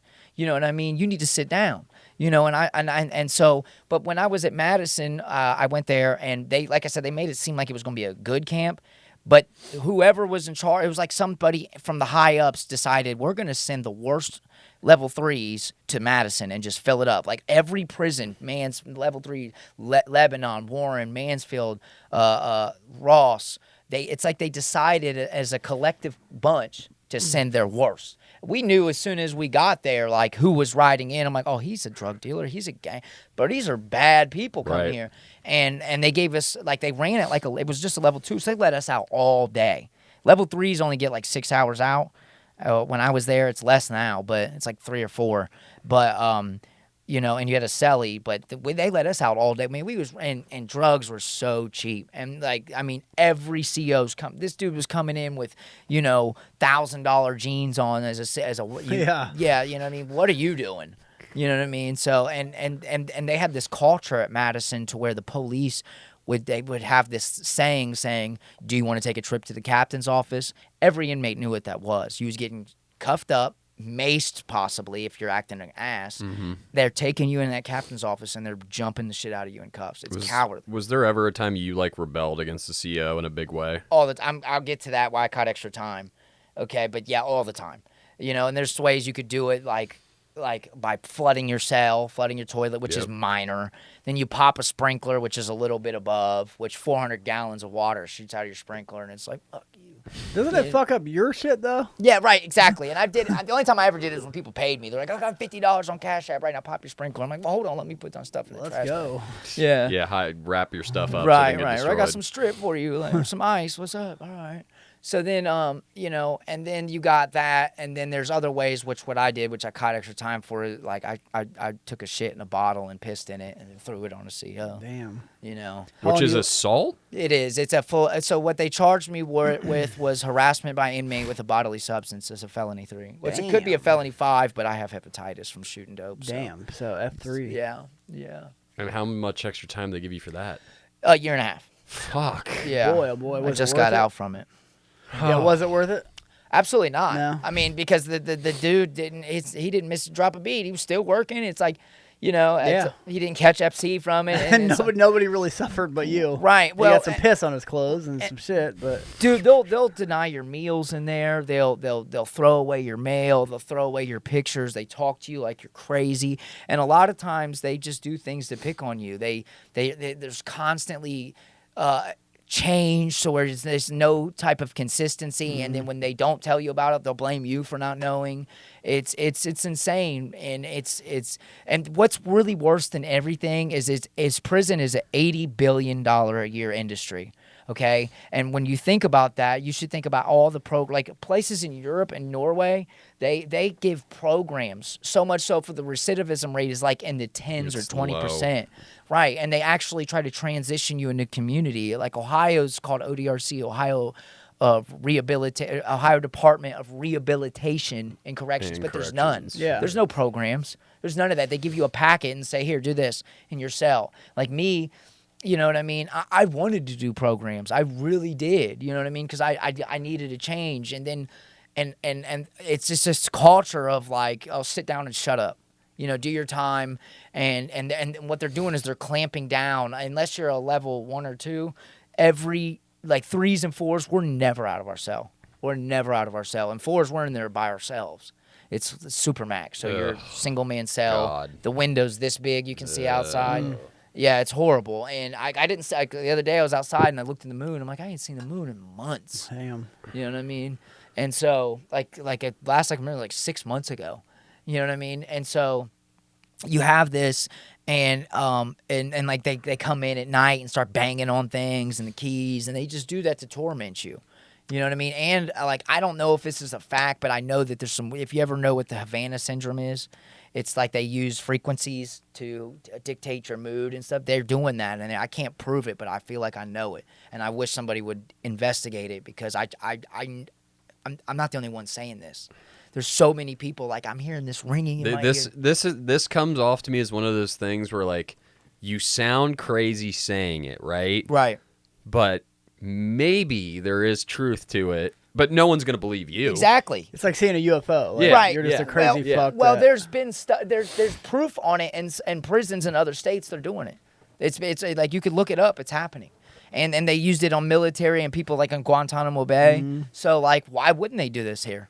You know what I mean? And so when I wrote it up, they told me the same thing. You should probably talk to mental health. No, dude. Yep. Exactly. You know what I mean? And then mental health doesn't care. No. They like I could go up here and they're like, all right, I got another appointment. Like they're just so overbooked and understaffed, and that's because, like I said, $80 billion a year. The for-profit prison system is exactly designed the way it is. Like they're building prisons and not rehabilitations.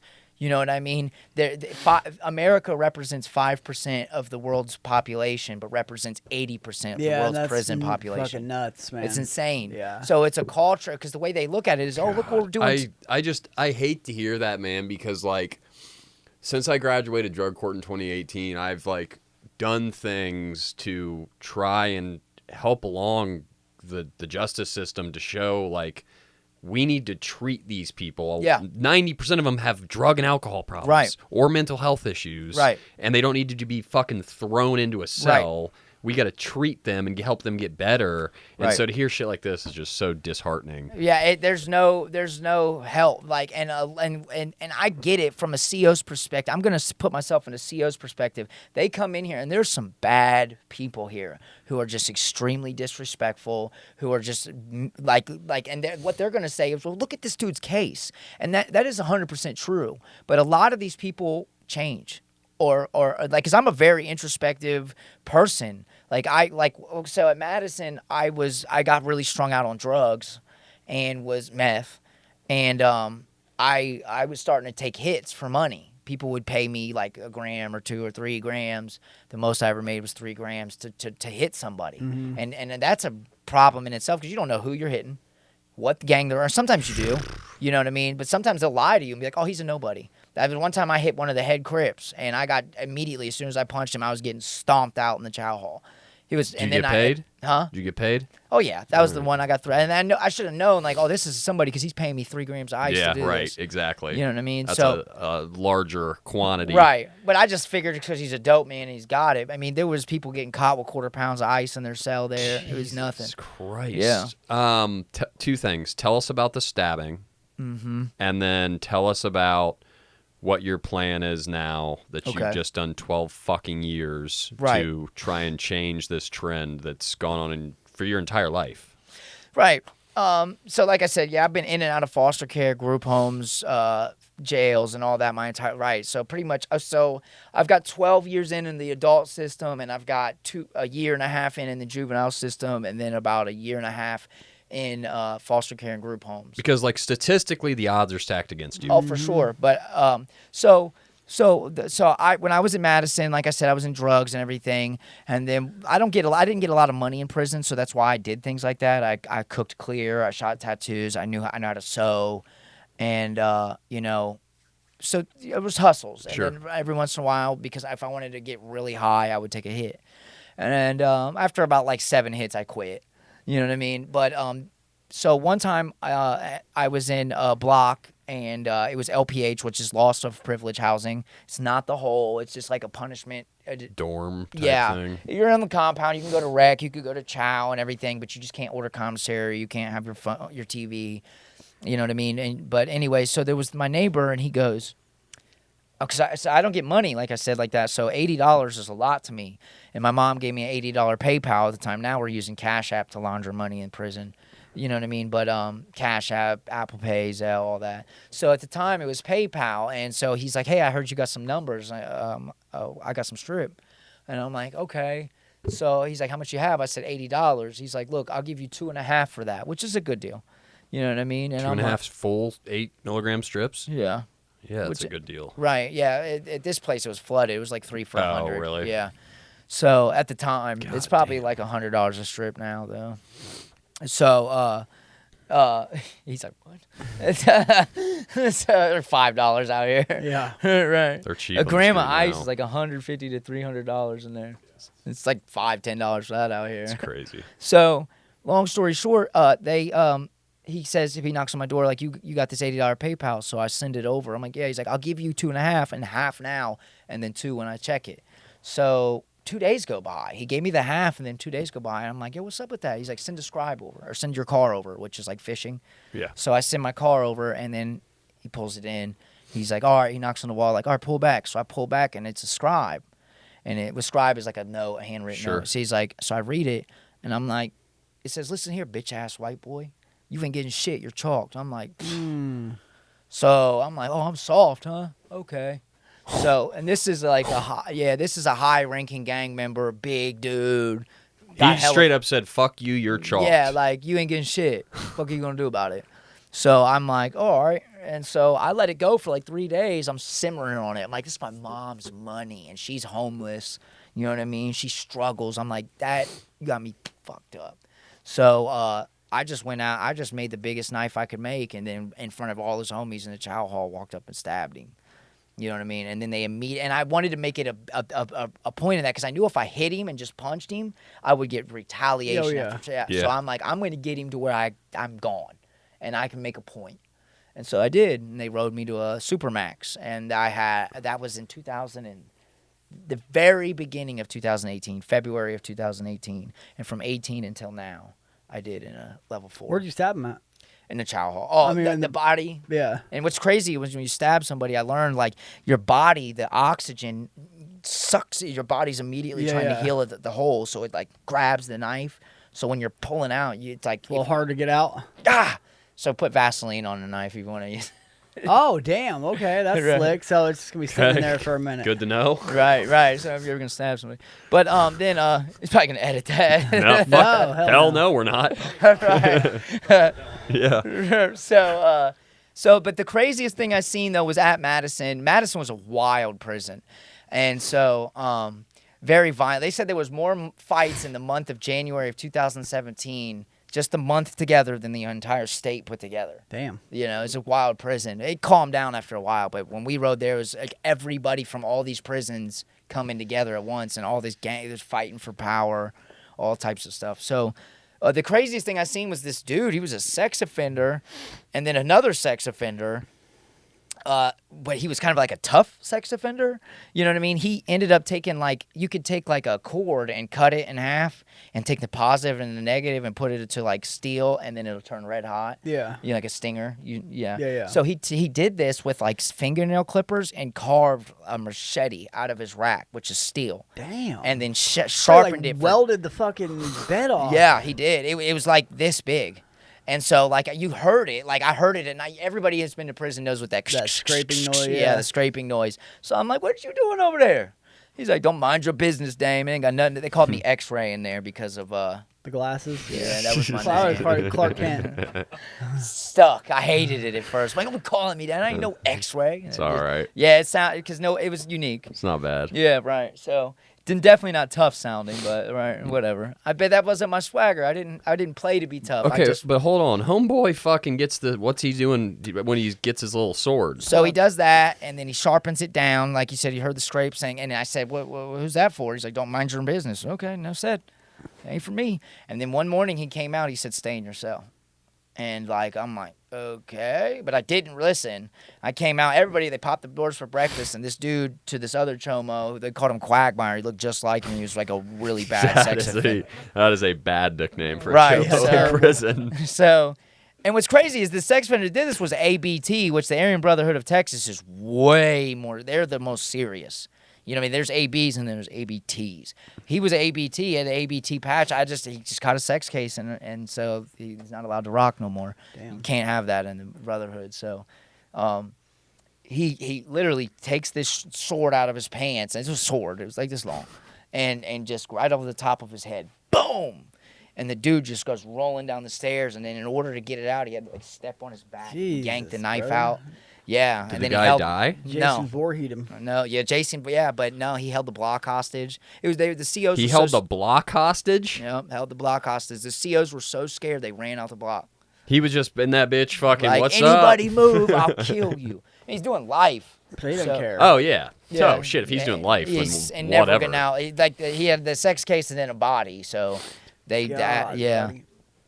So that was the craziest. Then when I get to Toledo, Toledo was really sweet for real at first. It was actually like a laid back prison because once again they made that from a 3 to a 4, so they're running it a little bit more smoother, and they're not used to us level 4s, and so they was letting us really kind of do us.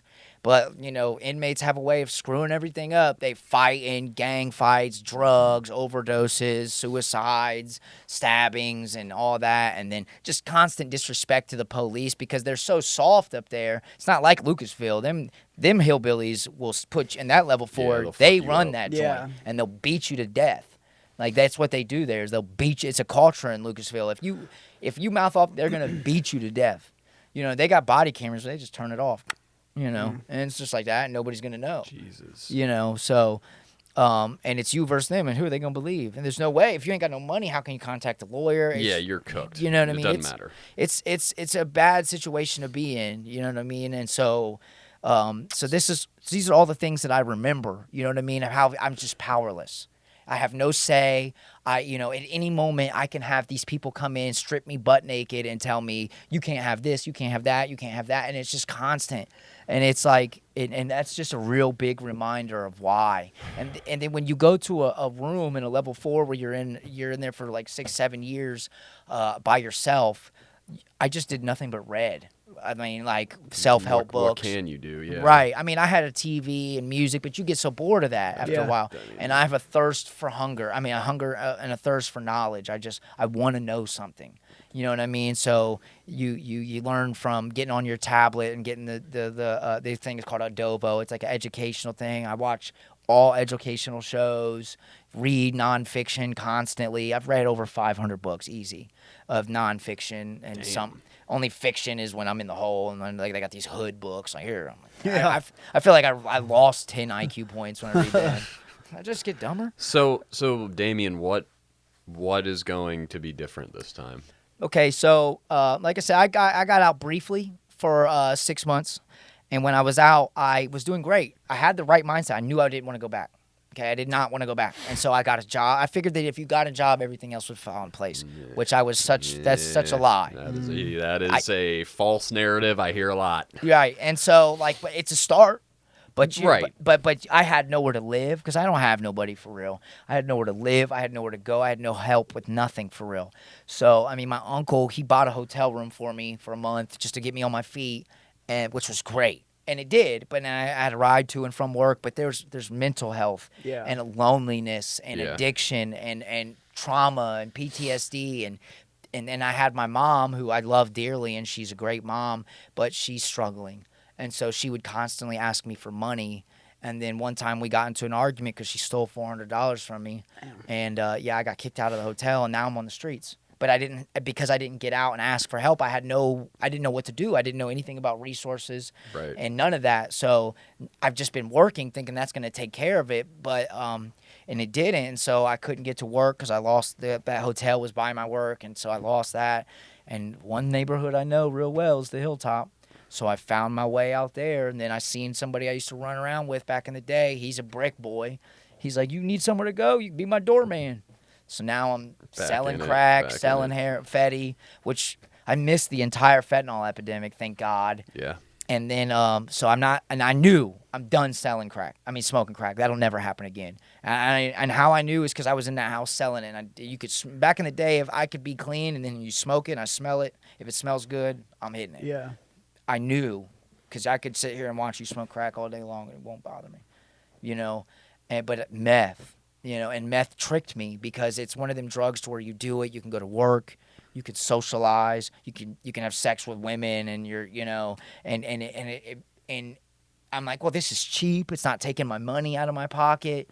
And it really tricked me, but what's bad about meth is what it does to your psychosis, and let alone all the other factors, your health and everything, but it really messes with your psychosis bad to where, like, I'm tripping, You know what I mean? Oh yeah. The shadow creatures. Right. Yeah. I'm not one of them people that picks or looks out a window, but I'm really aggressive on it. You know what I mean? And and it's because of that. Like, I can assume you're lying to me because I'll be like, I know I seen that, and you'll be like, no, no, no, no, and I'm like, you're fucking lying to me. Right. You know. And so I went back for a violation, and next thing you know, I do my time, and that's when I just got out. Like, so. And you just got out last week. Yeah. Last week. Yeah. So, but while I was here, I asked for help, and I kept hearing about the lighthouse, and everybody kept telling me about how like they were saying there's plenty of sober living houses, but there's some that you could just go do what you want and get high, and like I've been to one where they're smoking crack, having prostitutes come in,